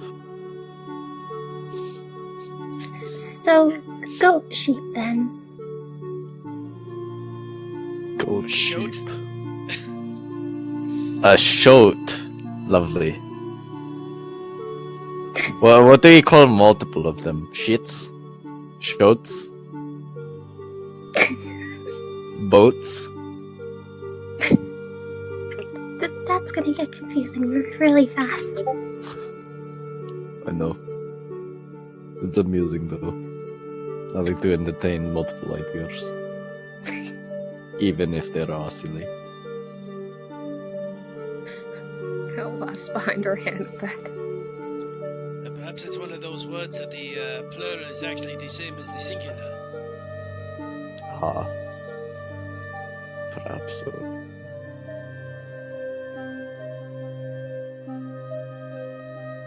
Also, it looks like Kalani's having a bad time.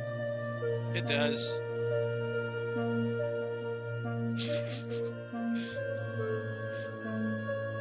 Got to see cute boy, I regret nothing.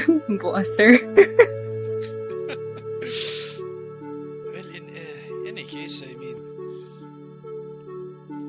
I suppose we should eventually start gathering our supplies together to continue on this trip. What else do we need? Yeah, let's see here. We've gathered enough food for a few days. We've gathered supplies. We have the wagon ready. Let's see. It might not be a bad idea to pick up a wagon or two, since it might be some time before we hit another town for wheels.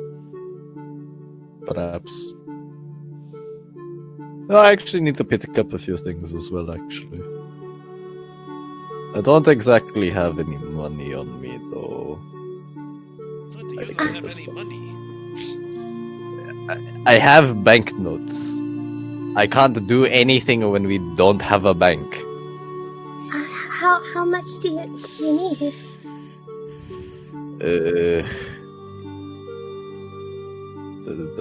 That is a very good question. Goes shuffling through her bag, takes out 500 gold. That is way too much. I don't need that much. Why do you have so much money? Slow blink. I have a lot more if it's not enough. I'm very fair. No, I think that is plenty. I'm simply going to get a potioner's alchemist kit, a healer's kit, a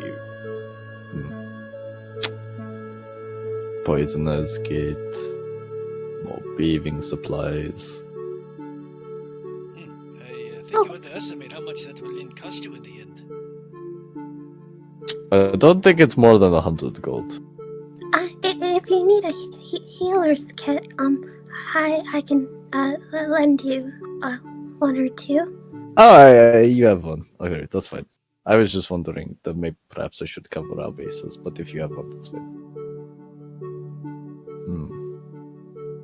Well.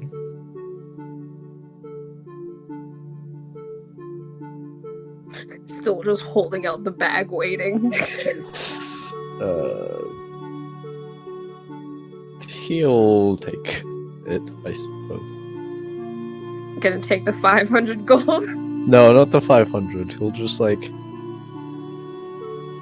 Do you mind if I borrow perhaps 200 gold? Yes, I don't mind. Alright. Thank you. There's a small smile, and she'll put away the rest, so you can say you got 200 gold now, and I'll remove it. Lovely.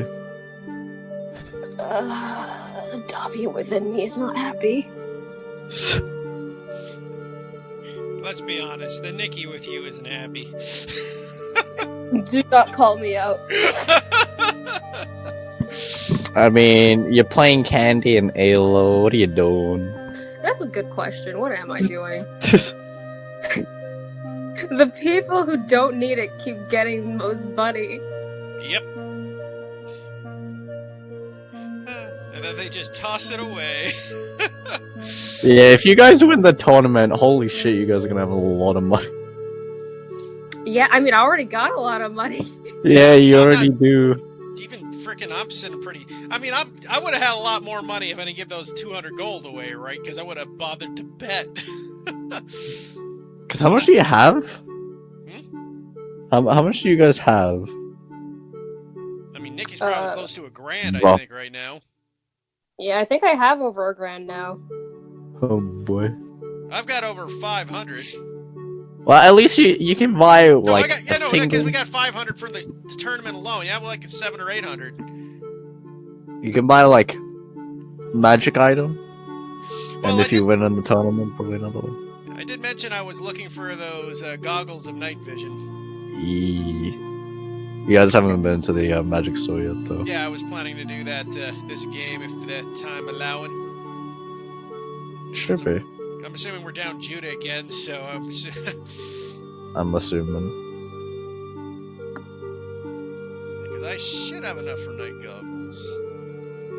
Because I got plans for Marcus. So many plans. To see in the dark. Yeah. Well, don't I worry. feel like that's just the human plan. It's just the human plan. No, I got other plans. Don't worry. He's got a shopping list. I can only afford one thing at a time, right? Fair. Oh yeah, Marcus has the mark of the devil on him. He has 666 gold pieces. Jeez. Nice. But yeah, if I had not given away that 200 gold, I'd probably also be over 1,000 gold right now with Marcus. You'd have 866. Well, no, like I said, if I had the 200, I would have bet on the fight with everybody. Oh, more. If even more. And then I would have bet more. I bet every coin I had with our fight. I should have done that. I should have done that, but I didn't. Drat. I mean, it could have went a lot worse. If you had gotten stunned that first round, that fight would have went complete opposite direction. I wouldn't say complete opposite, but I'd say it'd be a lot more closer than I don't know. what it was. Nikki getting stunned for a whole round with 3 people having advantage attacks on Candy with the damage resistance, with no damage resistance, would have downed Candy. Well, the stun happened like at the beginning, didn't it? Yeah, but it lasts until the end of his next turn. Yeah, but I didn't. Oh wait, no, never mind. I was thinking something else. Yeah, he moved before you, so you didn't rage yet.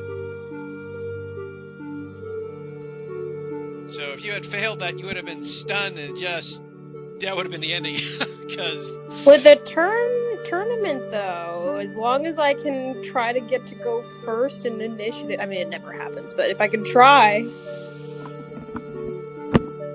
So how does the tournament work? Are we paired up as a group again? No, it is one-on-ones. Oh, and how many battles? It's 8 contestants, so there'll be 3 tiers. Yeah, 3 fights. Yeah. And no 3 fights if you win all of them. Is there healing or anything between? Yes. Okay. Yeah, the big problem is magic's a thing in this one. Not for you guys, no. Okay, so there's a martial and a magic. Yeah. Oh, Well, there's a martial tournament, and then there's magic 1v1s. yeah, that's what I meant. Martial and a magic tournament. Yeah. So that'll be interesting. I guess that means Candy's gonna dominate if there's no magic to fight off the barbarian. That's assuming if I can rage first. Oh, even if you don't, Nikki, you'll be fine. You can survive I one don't know if round she's- on a one-on-one. She's up against an interesting opponent. Her fight.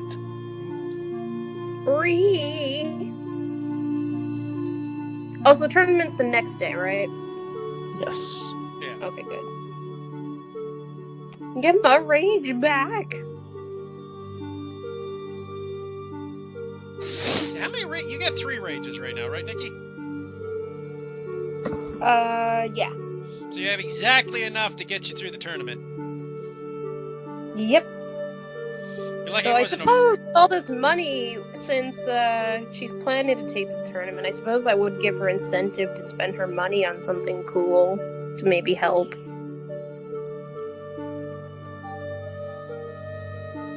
I don't get though. Probably something that could help AC.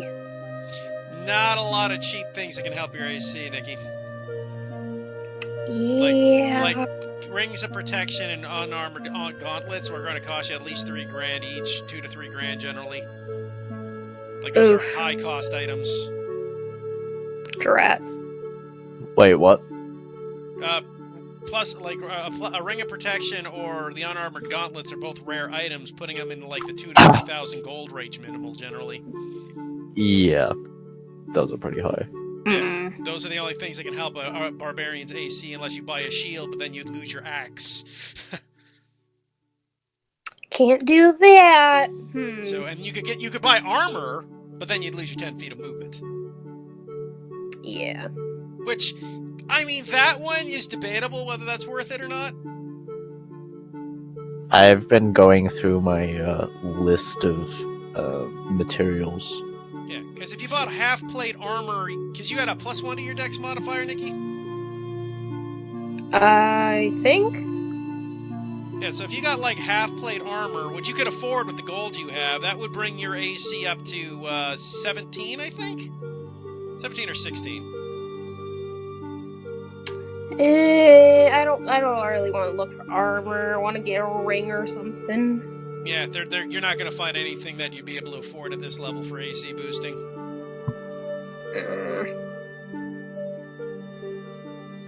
My AC is low at 14. No, that's barbarians, right? They generally have lower ACs. Because you got to balance 3 stats for them. But her stats are low too. You got a 16 con and an 18 strength. Yeah, her con and strength are decent. The rest is trash. Yeah, 10s and 12s.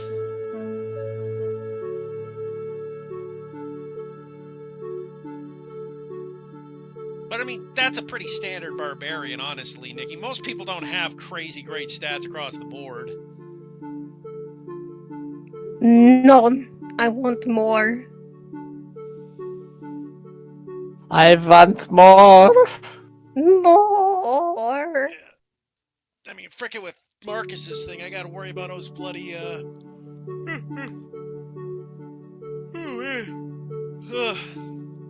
mean, he's got the higher AC with the 17 AC, but...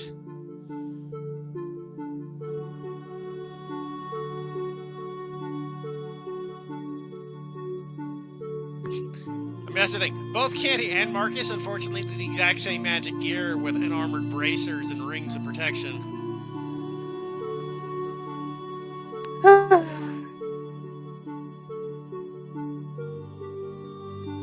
All Candy has on her is her lucky rock. Well, that's not true. Now she has stuff that can make her juggle, so that's good. Marcus got his ring of cold protection, which is nice, or the ring of warmth. Best item for I a just fucking get monk. something inherently useful. I need to get her something that's actually like fully useful and not just haha useful. I mean, I've been throwing ha-has at you guys, so there wasn't really anything that was more than 100 gold at Gizwax. Yeah, I mean just like in general, like with travels and whatnot, the Yeah. magic stuff we've been coming across isn't really stuff for her. Yeah, I mean, you got your axe, which is already crazy good with the +2 to damage. Yeah, thanks to Ragnar, not Ragnar, to Einar. A lot of R's. Yeah, because that's a really that's a boost. That's a heck of a boost. That's almost like a +2 magic weapon. Just with the damage at least, you just lose the 2 to hit.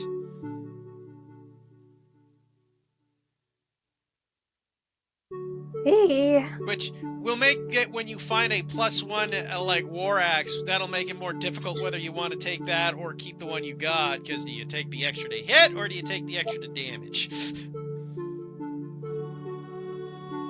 I mean, I've been think rolling 5 really well with damage. I think the 5% accuracy is better than +1 damage. I would say so too, honestly. Especially with that high-low of the D12. If you've been rolling Plus stupid magical. with damage, Nikki, Yeah. I mean, because the curse of the battle axe is like, yeah, it does 12. You can get those 12s, but you can also get those 1s. It's like, oh, great. There's 11 points of damage. It never happened. I'm ready to crush everything. My end goal for Candy, her weapon is gonna be a magic giant battle axe. It's just like humongous. Bigger than her. She's gonna kill a fire giant and just steal its axe. Exactly. That's what my other party did. Nice. I want to do that. I'm looking at you, Storm. Make it happen.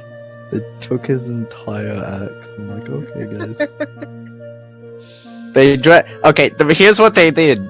They took it through an underwater temple.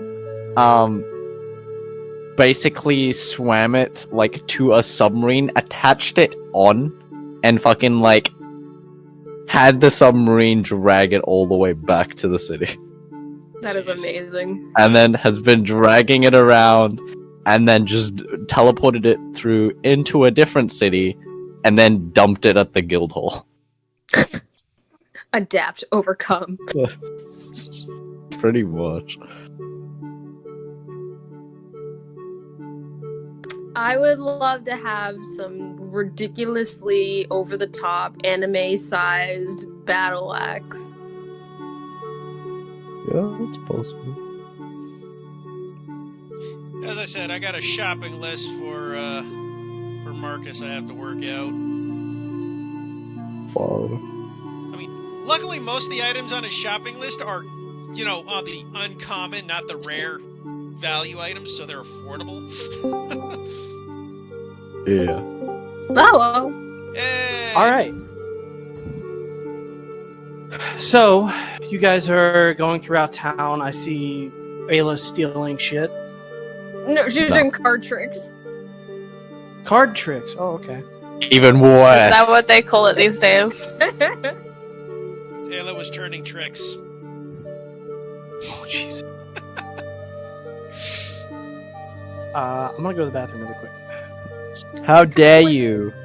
I kind of wish she'd be the type to steal, because I could get a lot of stuff with this stat. Well, that's the thing, except the one that is the type to steal has the garbage stat. It gets caught every time.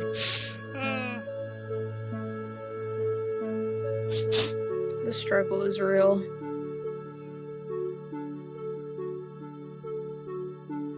Someone bully her into stealing. Right. Yeah, you're not I don't think exactly anybody right. in this party would. I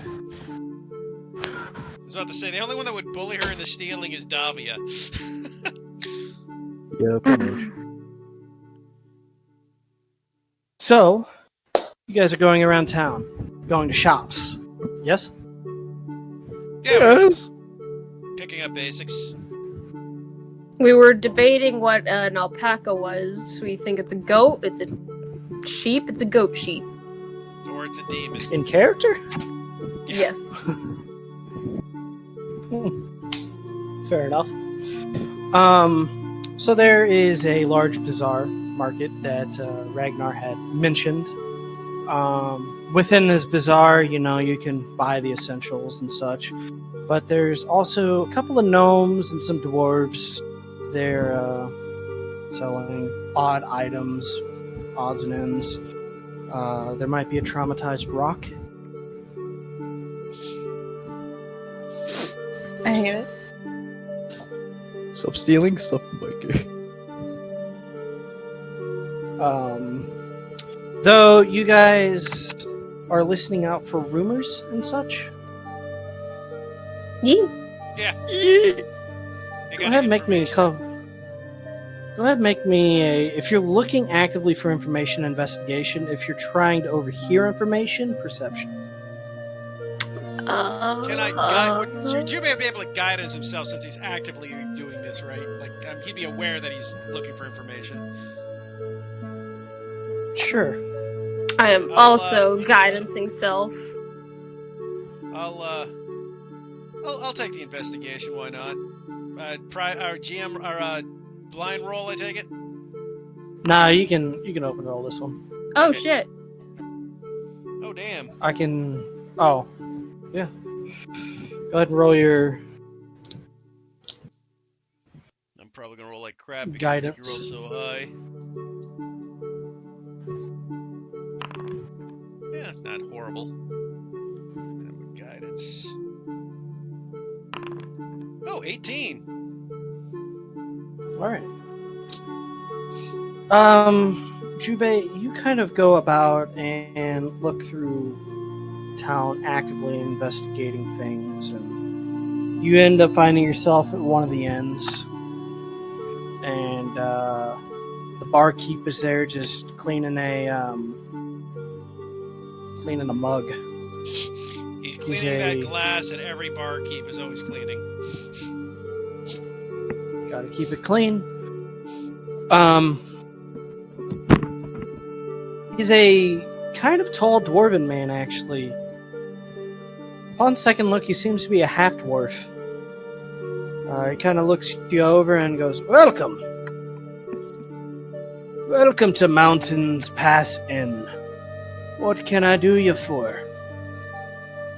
Hello. He does seem the type to know a thing or two. I was wondering if you had heard any rumors going about town. I'm looking for information. We are traveling on the road. Rumors, eh? Which direction are you traveling there, friend? We're heading towards, what's the name of the town again, Nano? The one we're heading towards, the Helmthrost. Yeah, Helmthrost. Yeah. We are Helmthrost. heading to Helmthrost. Ah, Helmthrost. My brother lives in Helmthrost. He also runs an inn. Oh, a bit of a family business, is it? Indeed, indeed. We are the Twin Cities, after all. But the road to Helmthrost, Well, there's been no bandits of late, which is always a good thing. What else? Ah! Some mines have been overrun. Seems some elementals of sorts got sticks proper shoved up their arses about something. Not sure what. Normally they're pretty docile until you try to fuck with them. But these ones? Vicious, angry. No idea why.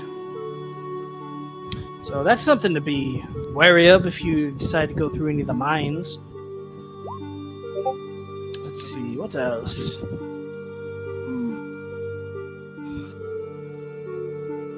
I think that's really the only rumors on the road, are those mines being kind of dangerous these days. There is one other thing, now that I think about it. One of the fellas from Byfor, he seems to be looking for someone. A lot of coin in it. If you wish to find that individual, or if you run across them, you can, A sort of description? yes. There's a poster on the wall over there. assuming I see Halani's poster again. This one's in color. Oh, great! They're upgrading their poster budget. It's actually it's an older picture of her. You think probably from a family photo, and it's got that kind of Harry Potter feel to it, where there's some motion in it. Well, Yeah, a little expensive for a poster, if you ask me, but who am I to judge? yes, a very dangerous criminal by the looks of her. You can tell from the shifty eyes. I'm not the one to judge, though. So this is a reward out for this general person, then. Well, thank you. This is very useful information to have. Hey, not a problem. Leave the poster here, though, because the person coming around is very strict on this. Oh, I see. Of course. Well, again, thank you very much for the information, my friend. And you'll give a bow. Not the problem. Next time you find yourselves around here, come to Mountains Pass Inn and get yourself a lamb chop. Ah, yes, something to play along to. A lamb chopper. He looks, noticing Esteban for the first time. Ah! Didn't realize you were there too. Jesus. Yeah, lamb chop. You ever had one? Can't say I have. You like to try Well, one? Not perhaps ones that you have made, but I've had lamb chops before. I tell you, friend, I got the best lamb chops in the realm. Go on. I'll give My brother's more of a salmon steak guy, but lamb chops, they're what to live by.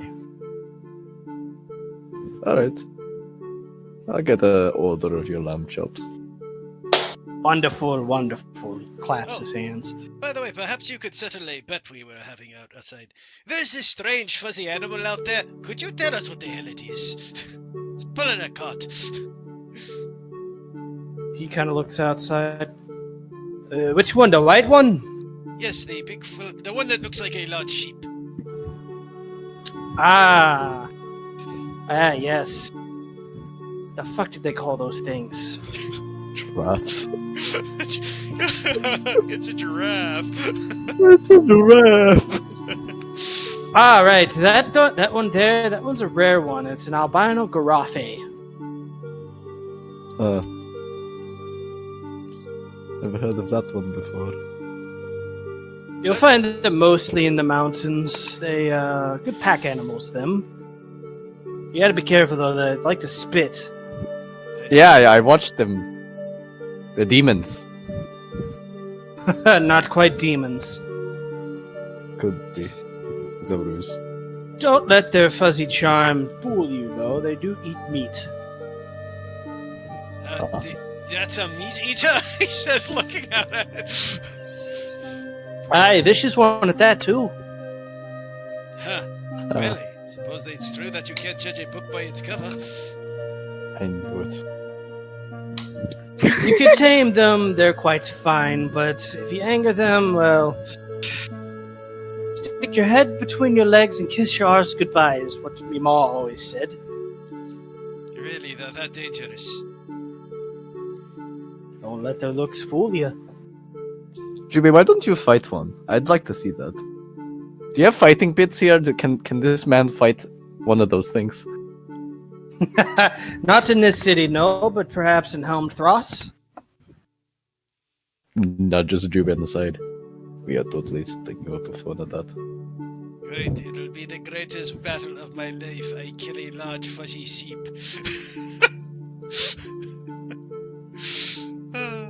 I wouldn't recommend killing them.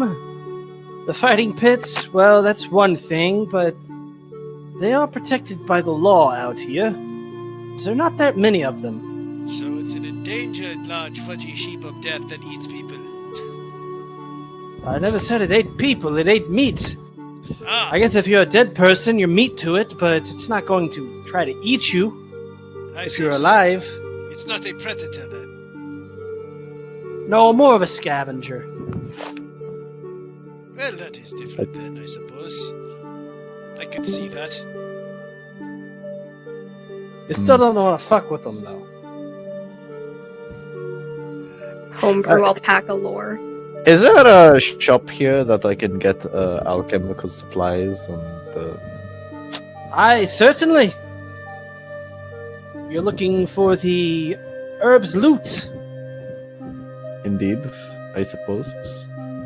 That's what it's called, the store, the herbs loot. Yeah, no, that's what I assume. Where is that?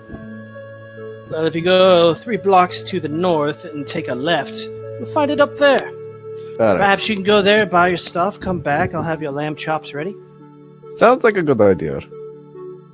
Wonderful. You guys don't need to follow me. I'll be fine.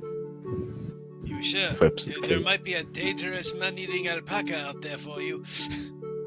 What's an alpaca?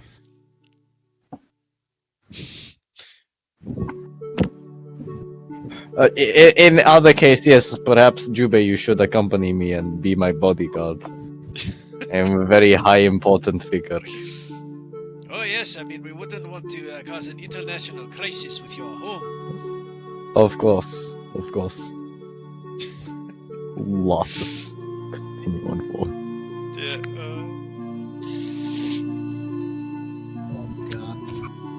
Makes his way to Herb's Loot. Okay. You head to the herbs loot, and there's a tawny half-elf woman running the shop. Oh, hello there. How can I Hello help there. you? I'm looking for alchemist supplies. And do you sell other types of alchemy here? Well, it depends on what you mean. Like potions? The more of the ailment kind. Ailment. Ah, like diseases? Someone Not got a like headache? not like diseases, more like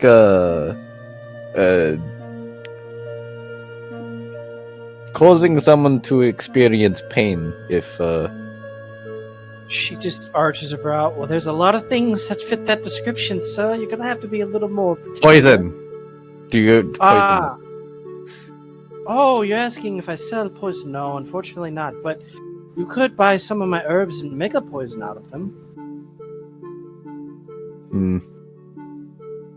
I'll be fine. Just a alchemist's kit. Well, you can buy an alchemist kit from me for 15 gold. Oh, 15 gold. That's wonderful. Alright, I will pay 15 gold. Okay. Let me go to items.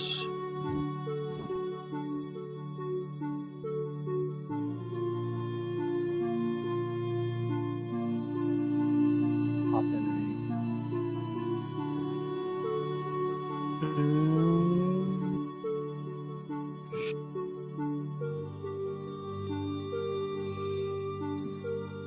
I can import it. No, I'm looking at this travel alchemical kit actually.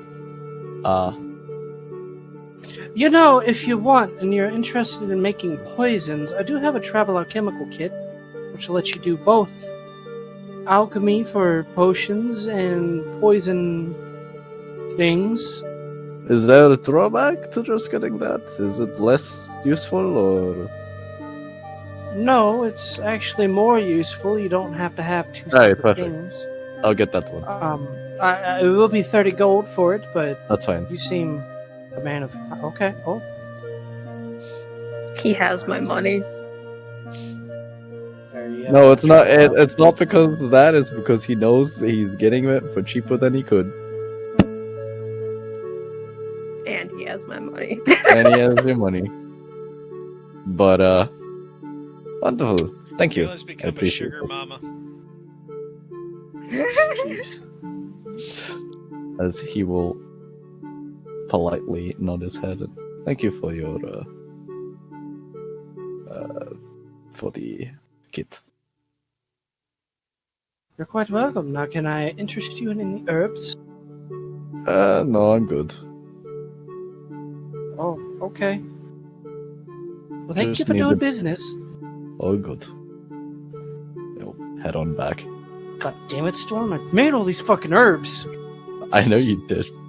S1's not looking to purchase anything with Ayla's money, because he's gonna go back and hand, like, basically all of it back, because he didn't expect it was gonna be that cheap. But you can make some baller ass herbs. He's Potions. gonna go look for them, not buy them. Well, I mean, there are some you can't find in this area. Just saying. That's fine. Nano begging you to come back. Unfortunately, with this ill-gotten money, I have no money to afford your herbs. Jesus Give me a Christ. bank. Give me a bank so I can siphon money off. You're a money vampire. You go to banks and just suck out the money. All right. I mean, he's contributed to the family. Like, that's part of his thing as well. Anyways, he'll return back and hand Ayla the 200 gold. Oh, thank you. Looks like I didn't need it after all. I got it for pretty that cheap. Oh, that's good. Also, Nano, did I see anything? Oh yeah, I was getting to you. They distracted me with their stuff. Hang on, just 1 second. I'm fixing this. She's gonna weigh 10 pounds. Okay. So you'll have the poisoner kit and the alchemist supplies and your tools that you should be able to use. By proficiency, I have proficiency with it. As part of this one. It says you gain proficiency. Then yeah, you would have it. I think it rolls with proficiency automatically though. Yeah, it's adding your proficiency. Dude. So you're good. Alright. Ayla, as you kind of move to where did you go, Ayla? In terms of like in the city. I know you were with them for some time, but like I was just listening out for anything in regards to the Alani stuff while wandering around. okay. Kind of hear a couple of gruff men talking. Did you hear about them fleets? Yeah, man. Not good. Someone from Balfour, with a lot of sway and money, seem to be looking for something. They're not quite sure what the hell they're looking for in the sea, though. How's Helmthroth doing? Well, my cousin down there says fishing got significantly harder, but seems some people are finding ways to slip through this strange fleet. You think the Fiorians are getting ready for another invasion? No, I don't think they are. That's kind of what you gather.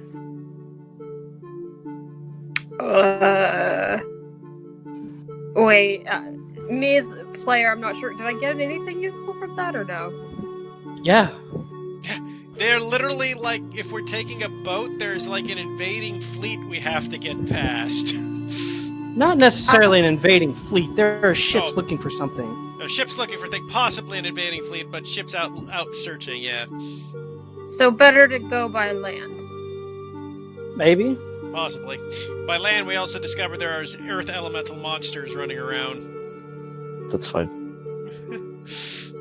Didn't know what kind of elementals. You just said elementals. No, that kind of nice. For some reason, I assumed earth from being underground. That's why. Ragnaros. It's Ragnaros. Ayla will, I suppose, After listening about for any interesting conversations that are noteworthy, if that's all she gets, then she'll return to the party and share the information she was given. Or not given, eavesdrop. And Jubei would do likewise with the roads and the inside we got from the innkeep. So I guess we go.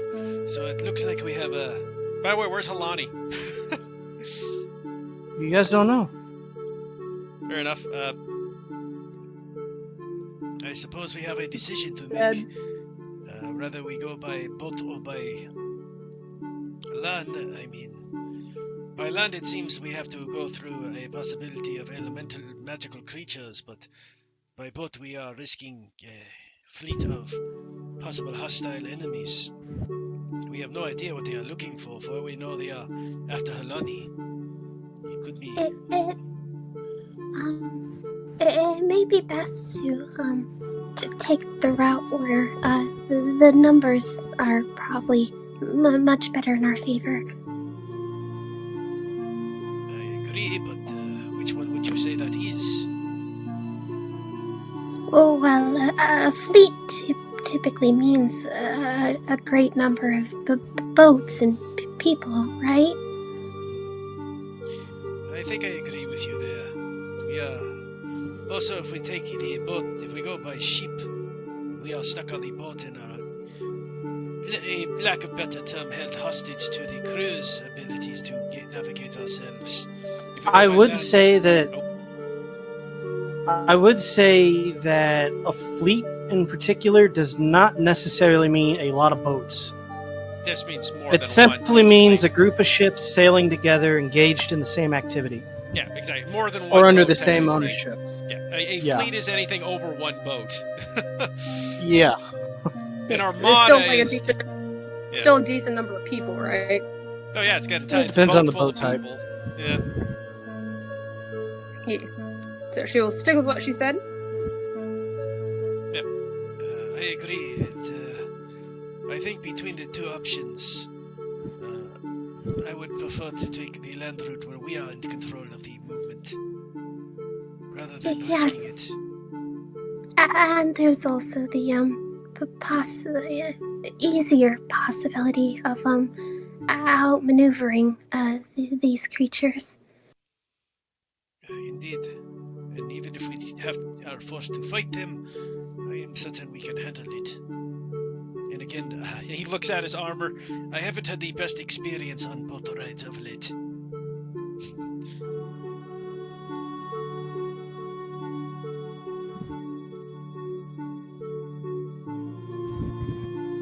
Esteban, your lamb chops come out. They look absolutely delicious. Is it will mint share jelly? them. He even threw in some mashed potatoes. Oh, you're making me Outside. hungry. Stop. Garnished just perfectly. It seems this guy is a chef first and foremost, and keeper second. These look really good. 3 perfectly cooked and seasoned lamb chops. You take a bite, the juices just explode in your mouth. Hot. Yikes. Lamb chops are fire, okay? They're good. Wonderful. Hey! Told you I got the best lamb chops in the realm. No, I very much agree. Though, I haven't tried that many, so perhaps, maybe one day, someone might challenge that statement, and well, I'll let them know that you both can duel for the best lamb chops in the realm. A cooking duel, eh? Yes. It could be like, We could call it Mythril Chef. No, because it's you're using fire to cook your meat, so it could be the served in fire championship. Perhaps. Sounds Let's good. workshop something. Jesus Alright. Christ. That is all. The bleed of our games.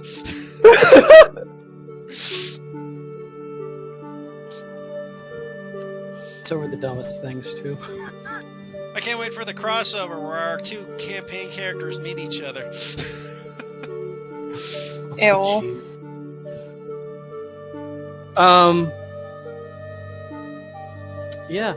I don't know if the rest of you order anything, but if you do, you guys spend a majority of the day. Did Jubei ever go look for any crystals or ore or anything of that nature? Yeah, he'd probably go look for some to see if there's anything of interest that could be helpful for the party. You end up finding a pair of shops. They're right next to one another. There's the energized crystal, and then there's the energized anvil. The owners, they're not blood related. One of them is a elven man in the energized crystals, and the woman in the energized anvil seems to be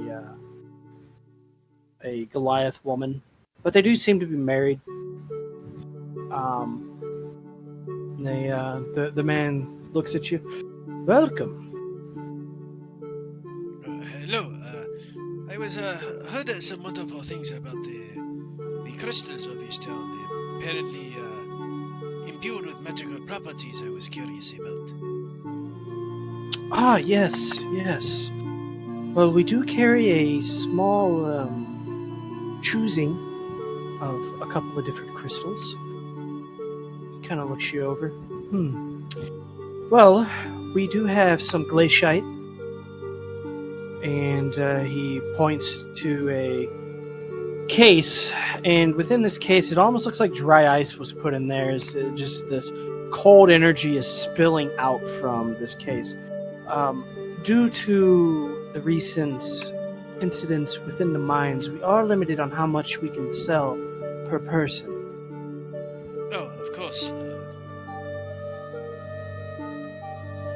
No more than 2 pounds, but 2 pounds can do quite a lot for you. And then over here we have some zephyrite. However, I don't know if you're going to get much use out of the zephyrite. It's more for airships and the like. Do you have an airship, sir? No, we do not, unfortunately. Ah. Well, there's one other crystal that might interest you, and he points you to another case.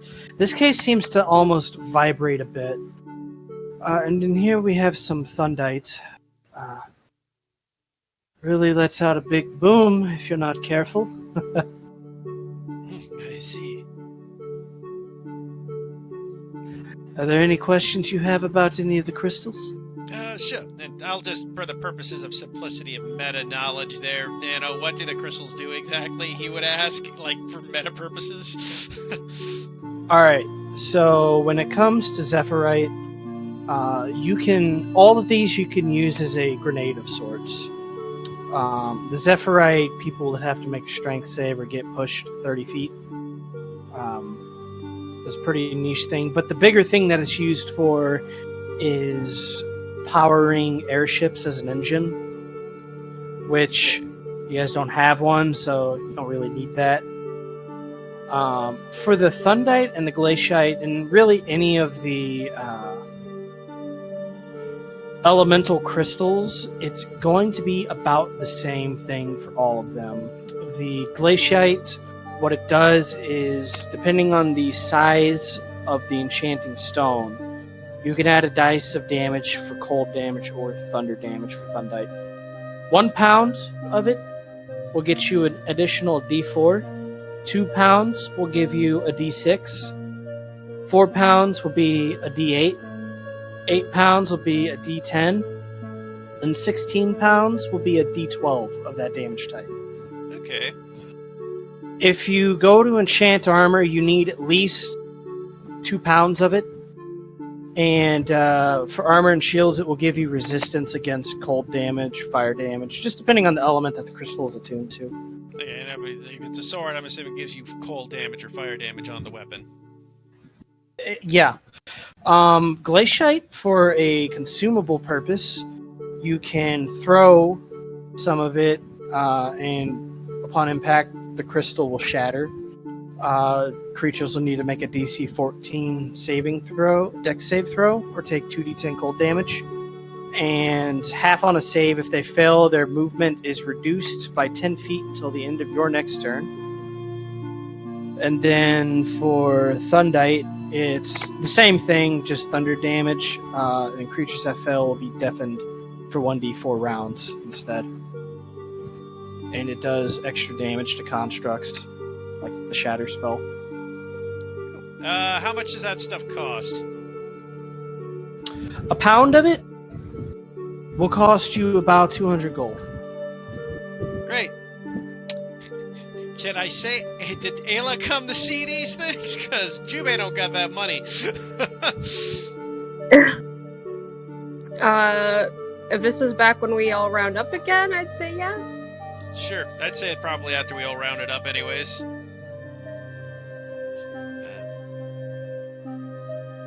Apparently they have some interesting stuff to enhance items and equipment and be used as a sort of granado for combat purposes, Ayla. Oh, Can you do a quick breakdown again of which each was again? I was eating while you guys were RPing. They increase the damage of your weapon. You can throw them as grenades, or you can Using the armor to enchant. give you resistance to armor, yeah. Yeah, to damage types. And there's Now ice. keep in mind, for the weapon and armor enchant, you do need to enchant the item. You don't put it on there and... Yeah, in other It words, just we would have to applies. we'd have to take it back to a smith and go to an enchanter to fix it over. Yeah, for the purposes of the grenades, you can buy a set of 3 of those for 200 gold.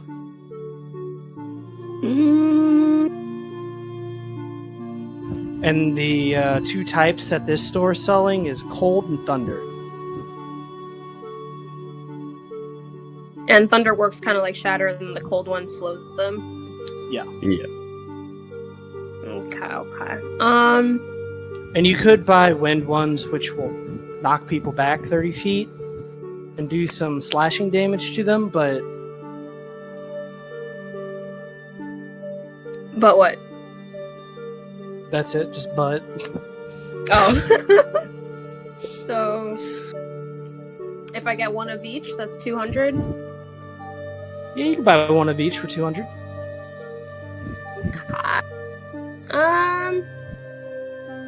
Yeah, she'll kind of like hear all that out and just be like, those could come in handy. I'd like to get one of each then, please. Very well, I can certainly do a grenade of each for 200 gold. puts it in the sheet. Yeah, I'll actually make items for these for next week. You won't need them this week, but Alright. Tosses it Most Jubei likely. immediately. For the stuff for weapons, how much does it boost damage? 1d4, it basically goes up 1 pound, 2 pound, 4 pound, 8 pounds, 16 pounds, and then 1d4, 1d6, 1d8, 1d10, 1d12. yeah, it goes up by dice size. Okay. And the weight doubles.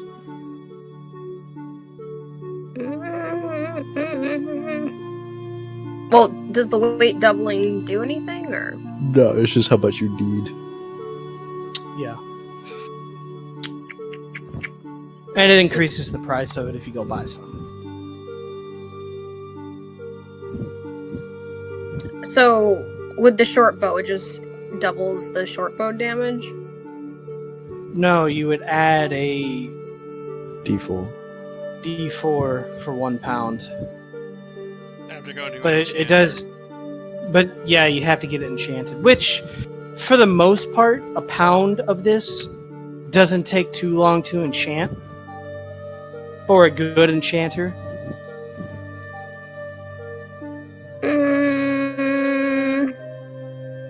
Yeah, she'll pass. Okay.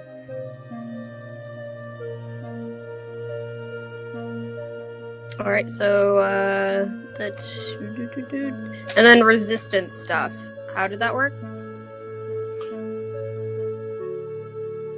You need, how many pounds does it say? At least 4 pounds, I think? Yeah, it was 4 pounds. Yeah, you need at least 4 pounds of the crystal, and you can get resistance to the damage type.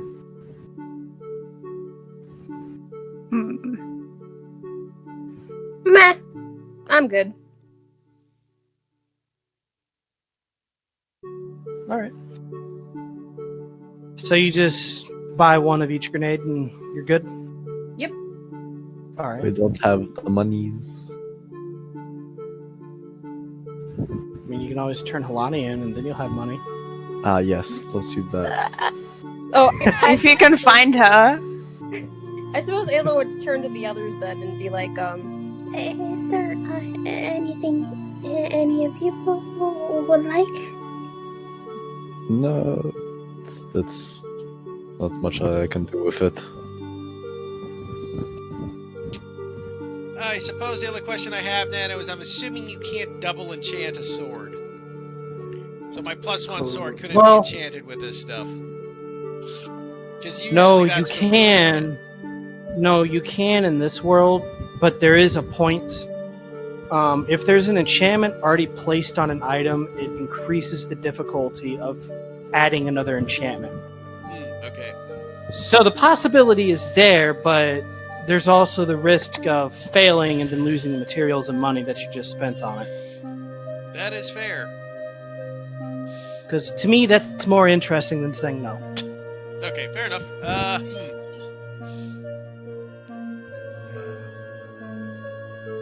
And it was thunder, and it was ice, and it was... Yeah. The Zephyrite won't really help you on your won't help for the weapon. weapon stuff, yeah.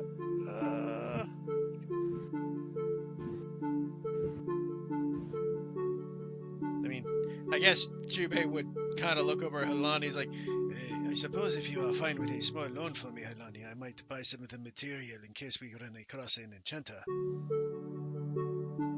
Wait, you're talking to Halani? Or not Halani, I meant Ayla. Oh, how much do you need?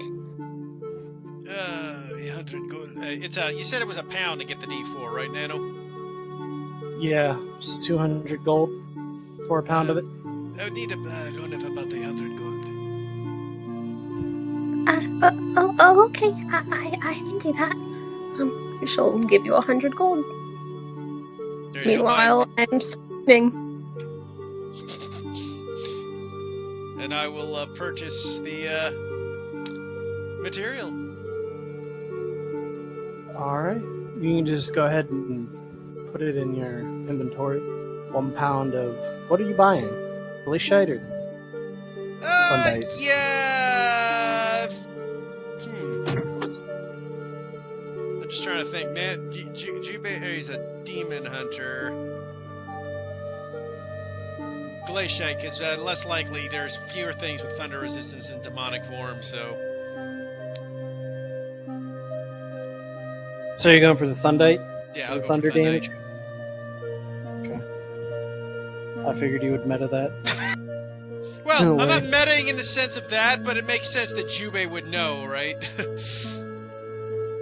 Well, I mean, as far as he knows, that's true. Yeah, well, I mean, that's it. As far as he knows, that's that would be proper.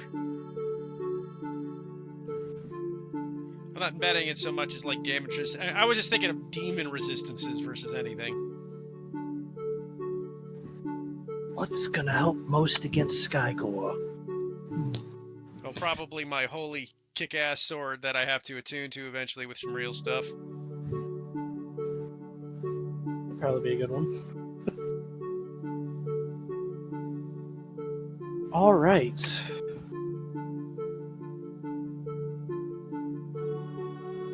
And you guys have no gold left, do you? I got like 50 gold. So no.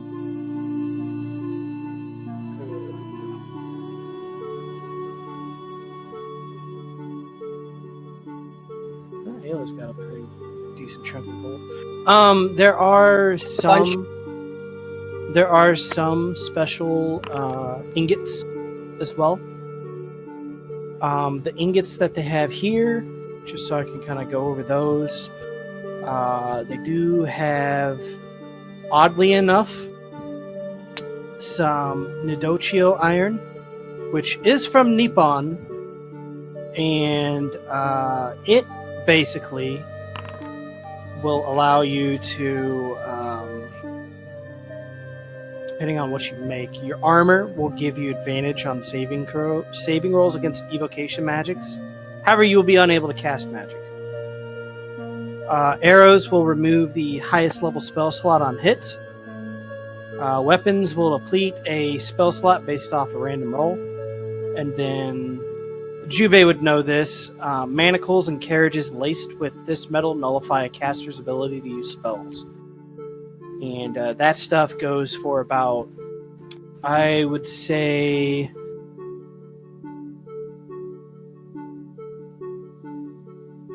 $500 gold a pound.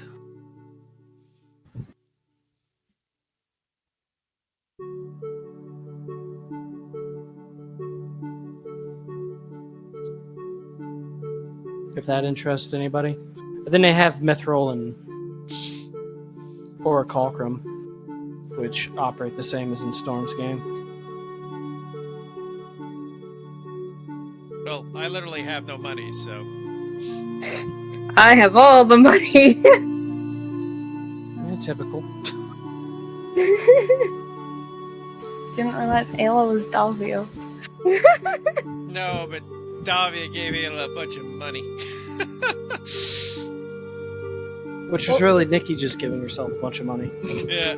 It was money that was given before Davia had a problem with her, and then it's been forgotten. Fair enough. How could Dalvia forget about money?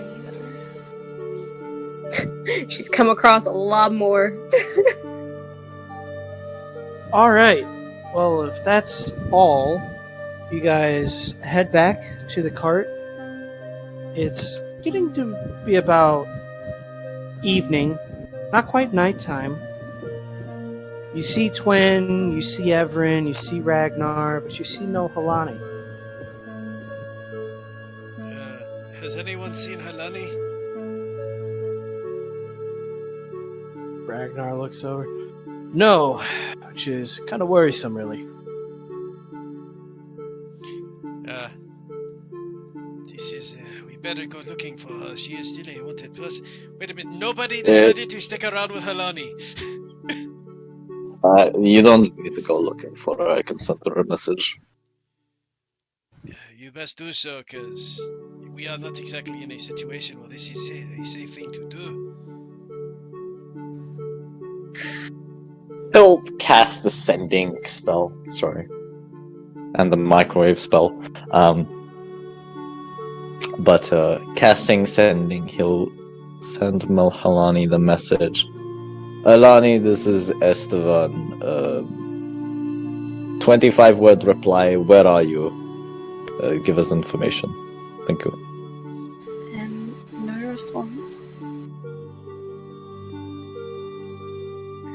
Why does everyone like wasting my spells? What are you talking about? It looks guilty. Nothing. No, seriously, what are you talking about? What did she say? There was no response. Jubei goes, "We're going now," and kind of looks over. It's like, we have to find out where she went. This is bad. He's gonna Shit, look where over do to we us, start? That was a joke, by the way. I don't really care.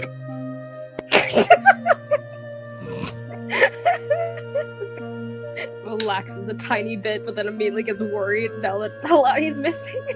Missing nothing and no reply means she's possibly dead. Or unconscious. Yep.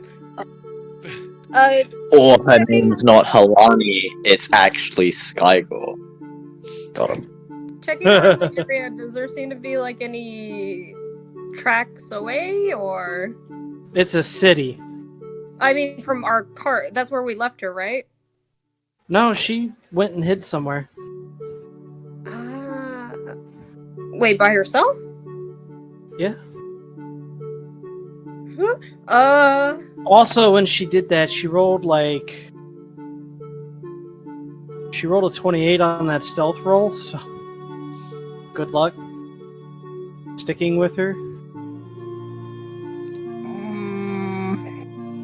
I'm sorry, guys. No, Halani's dead. Let's just get on the boat. Oh no. You can make an investigation or survival.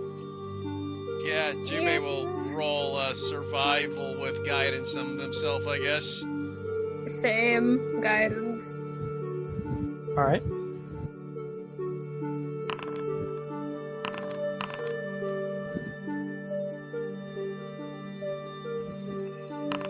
$17. 17. Twinsies. Okay. So, you guys begin to look around. Which direction do you guys look? You can go further into the city, or you can go outside the city. I would say, given that we're both doing separate survival checks, this is the time when you split the party to look for somebody. Yeah. Awesome, more people can disappear. Yeah, we're not going one at a time, though. We're going to split in actual groups of 3. So I guess Okay. Jubei would take, I guess he'll take Everin, and he'll take Twin with him. That way we have 2 people with sending in each group. Alright, so I got Ragnar and Esteban. Yeah.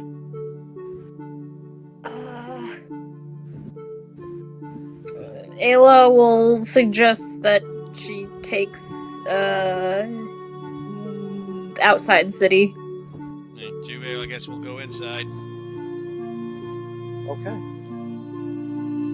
So, with your 17 heading inside the city, Jubei,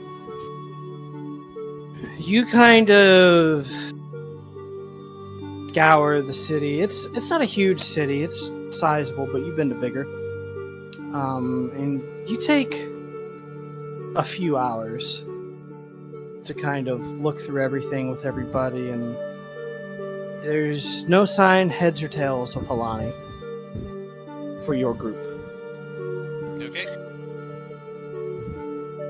Ayla, as your group heads out, you walk outside of the city for a little while, and you just pick up these large footprints, followed by smaller footprints heading into the forest towards the east. They're both separate, distinct footprints. With your 17 on survival, I don't know. Well, I would say that you've been around Halani enough to figure that the smaller footprint's about her boot size. Alright. But you're not sure what this larger footprint is. Ayla will gesture the ones following her and say, This way. Alert Jubei's group if you can, Esteban. We can go on ahead, and they can catch up. I don't have that many of that spell.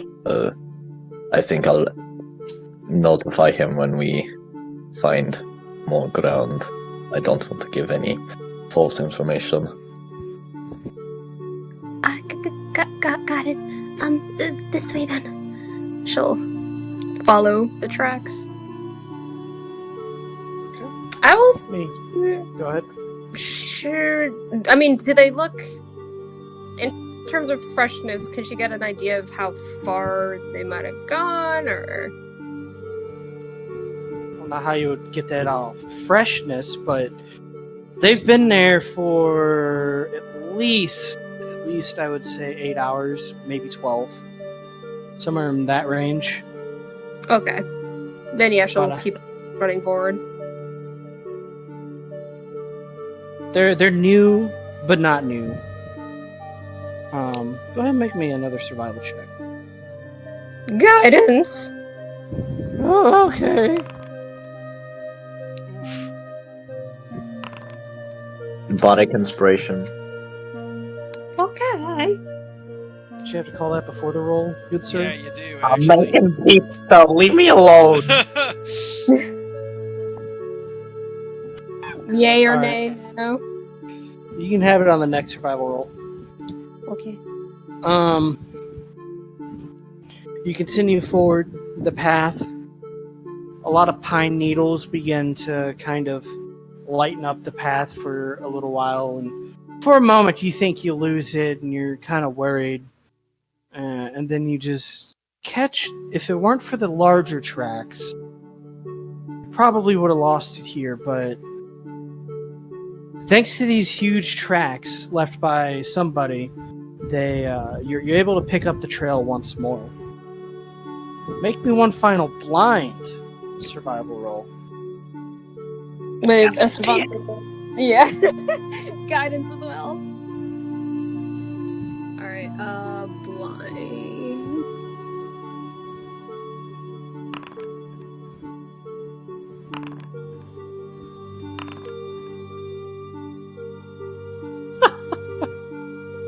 Oh my god. Okay, so with that in mind, let me do one thing.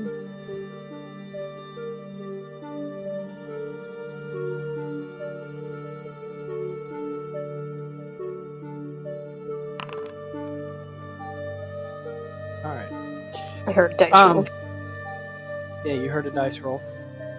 So you continue along this path, and unfortunately the trail goes cold as the fresh dirt begin to give way to some stone,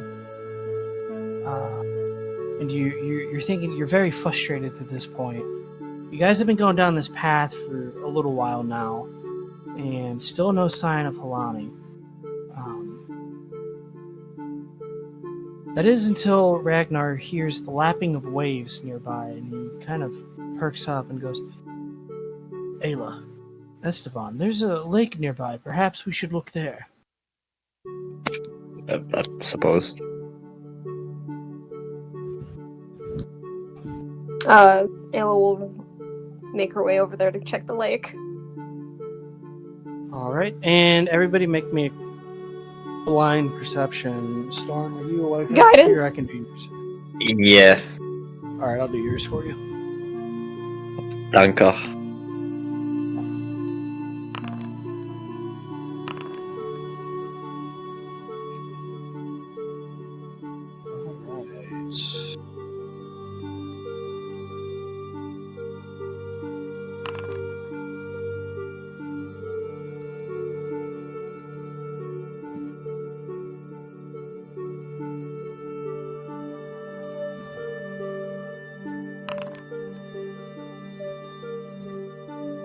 Okay, so you guys head to the lake.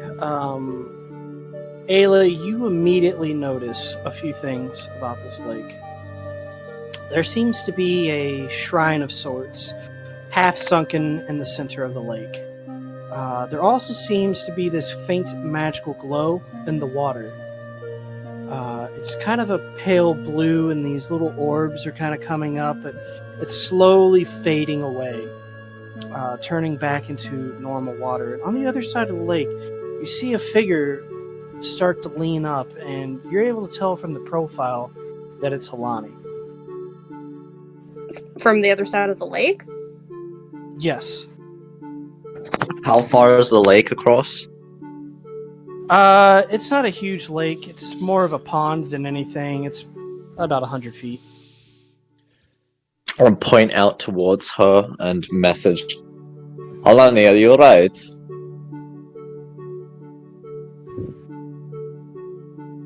I can respond back to that, right? Yeah. Is this okay?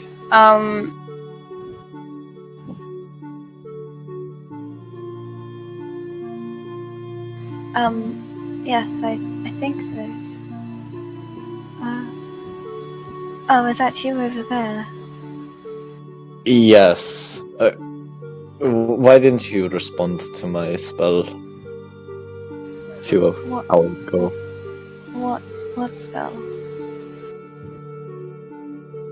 Huh.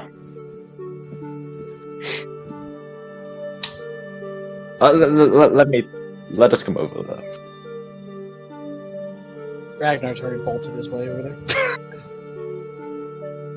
S1's walking. He does like a baseball slide over by her and sees these feathers. Lonnie, are you okay? What the hell are you doing out here?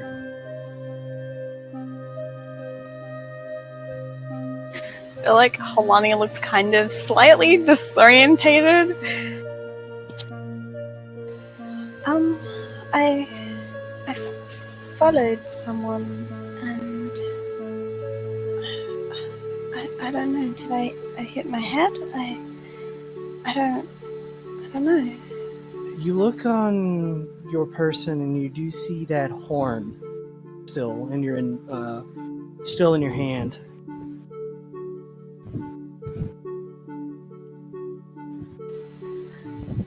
And she just kind of like stares at that blankly, holding it, kind of like, okay, maybe that whole thing was not just a dream. And for the purposes of explaining this, Esteban and Ayla, as you guys approach, you see Halani sitting up. Ragnar's near her. There's this elk off to the side who was laying down, get up, and it walks off. It doesn't even seem bothered by your presence, which is pretty unusual for an elk, really. But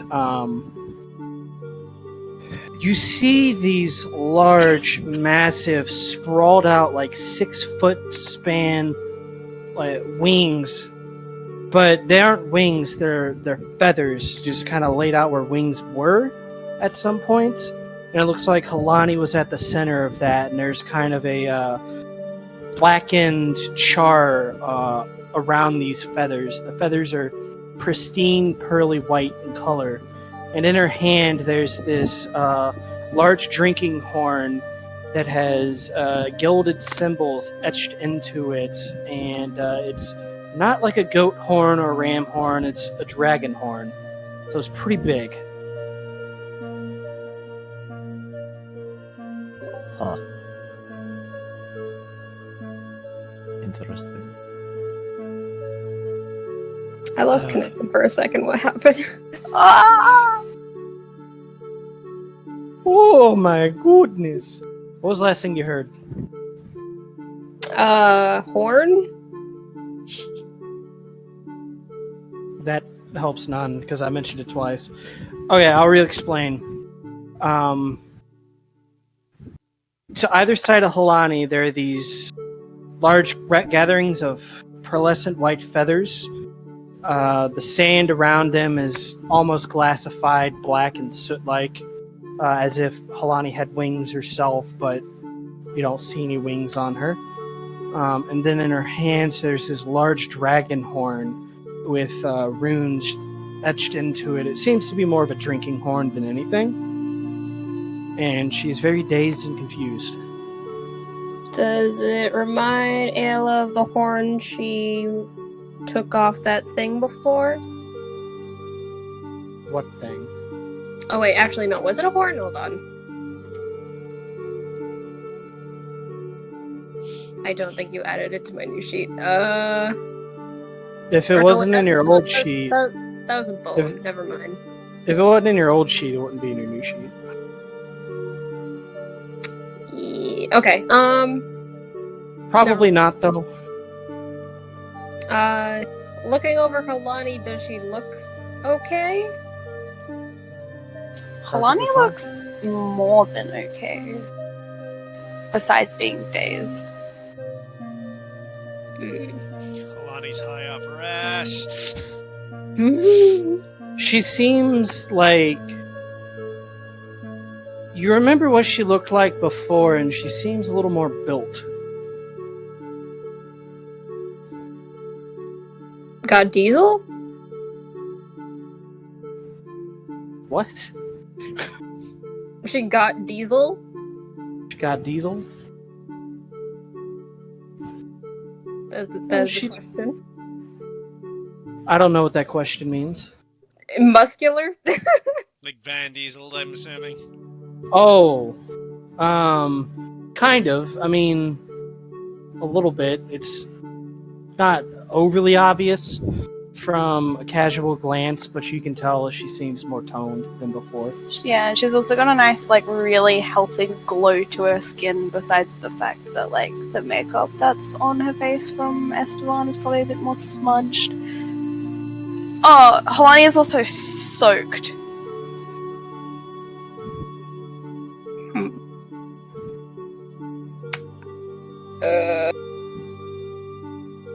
Huh. Okay, just like, You mentioned that you had followed someone. Who did you follow?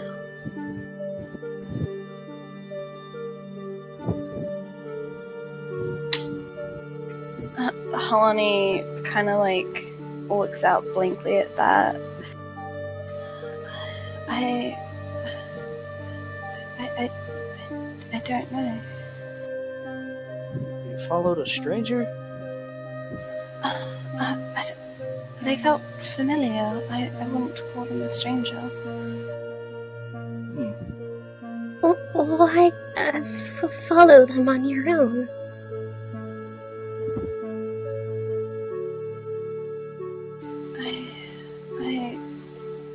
It felt like what I should do. She's like clearly sitting there. You can see like kind of the cogs turning, her questioning her own decision making. It's at this point Ragnar stands up and, like, a look changes on his face. There was worry at first when he ran over.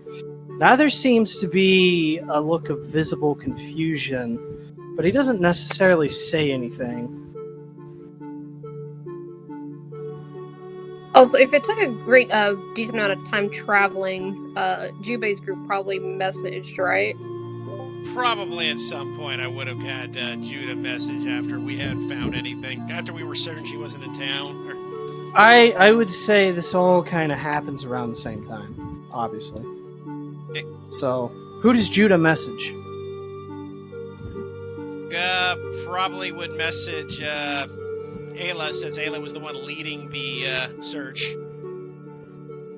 Ayla, you get a voice in your head. Ayla, we found nothing in the city. Have you had any luck? Yes, head this way. She'll give direction of where they went. Okay. Quinn would say that to you. It seems they have found her upon a lake shore outside of town, about a little ways to the east. In that case, we better hurry over there to figure out what is going on. Very well. Alright. I will be back. Someone's ringing my doorbell. Okay. Okay. We'll say some time passes by, and Halani's still very much trying to figure things out. Does Estevan use his ring to dry her off? Yeah, it would. Okay.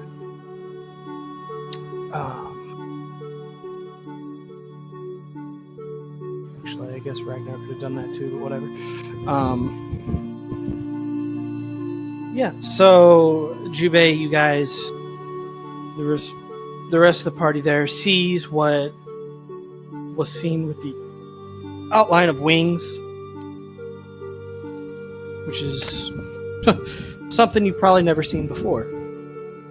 Anyone, actually. I'm back. Welcome back. Everin looks over and she quirks up a brow. Halani, are you like me and Ragnar?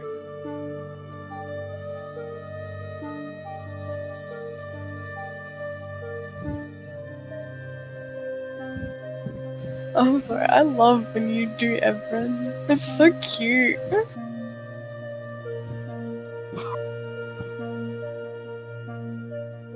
Wow, thank you. Like you and Ragnar. Yes, a demigod.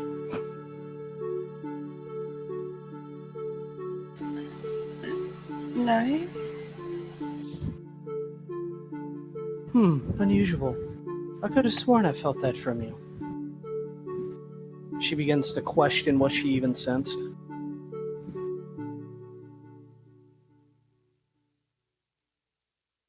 In any case, I think this might have something to do with why your father is after you then.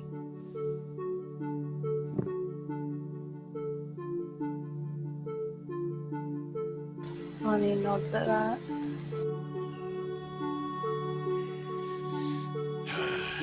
There is a lot to decompress here, but at the same time, we don't have exactly the luxury of time to do a lot of it. You weren't feeling threatened or anything by this situation, right? Correct, Alulani?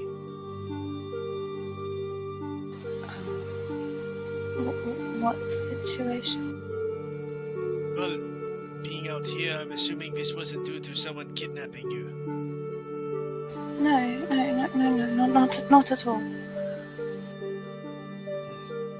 Well, that's something, I suppose. We'll have to figure out what the heck is going on, though. But at the same time, I don't know if we should stay in the town for long.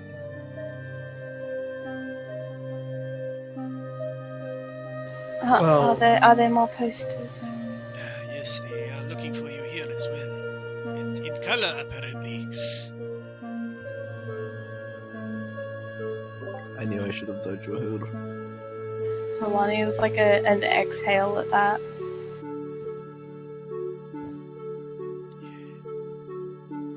So, in other words, the posters are getting more detailed. It'll be harder for you to pass yourself off unless we have a better case of, what's the word, I suppose, disguise. Or, at the best at the moment, I think it is easier just to stay out of towns until we hit where we need to go. Actually would indicate a better reason not for us just to take a ship. If we skip the town altogether, we can just move forward. Why would we skip a ship?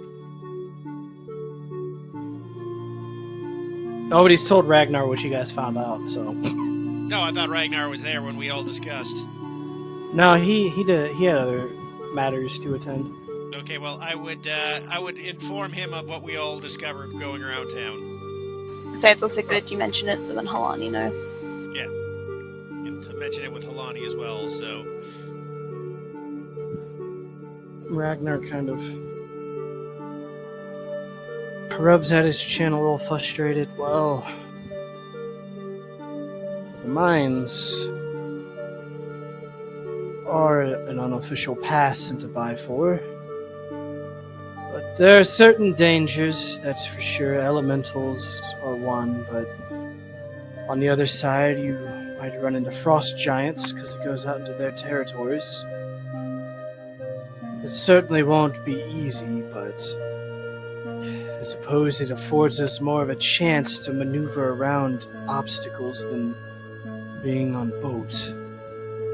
I don't like the idea that there are ships out there looking for someone, and after what has occurred to Halani here, I don't want to take any unnecessary risks. I'd rather I'd rather it be in our hands than the hands of others.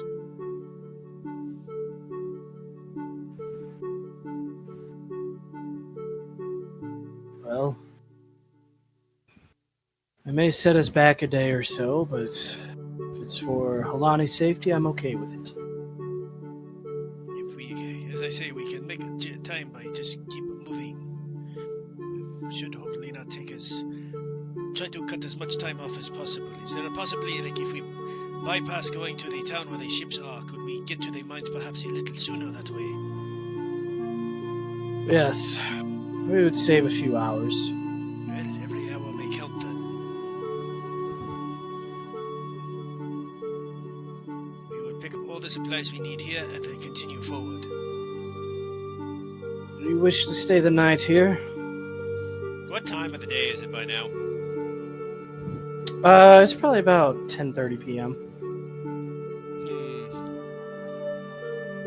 It is nighttime, so it's liable that we could. My only Sneak concern Halani. of staying in town is in case someone notices Halani here. It may be safer to actually camp out in this case. But I will leave that decision to you, Halani. It is your safety on the line. Halani seems to have been spaced out the entire time, and she hears her name and she hears it's your decision, and she's like, what is my decision? Do you want to risk camp staying in the city where you might be noticed, or would you rather us leave and camp outside of the city on the road?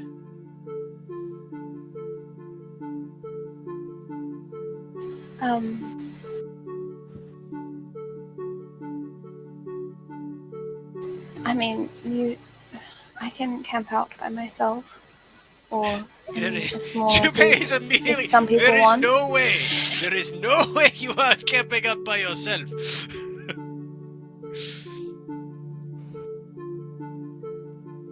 Agreed. We do this as a group, so I think it is best we camp out then.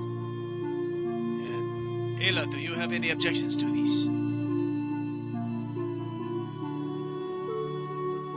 She BRB. She, yeah. No, I missed that. In that case, Esteban, do you have any objection to these? No. And I think this is the best course of action.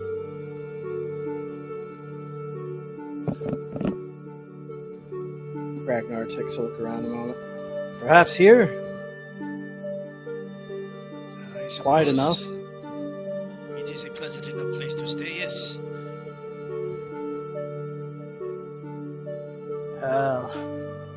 I feel safe here, actually. My father has eyes on. He points to the shrine of Tharoon in the middle of the lake. In that case, I agree. We will stay here then and camp for the night. Leave bright and early in the morning, though. We must make as much time as possible. Agreed. And with that, you guys begin to set up camp, bed down for the night, and we will end it there. Okay, ending recording now.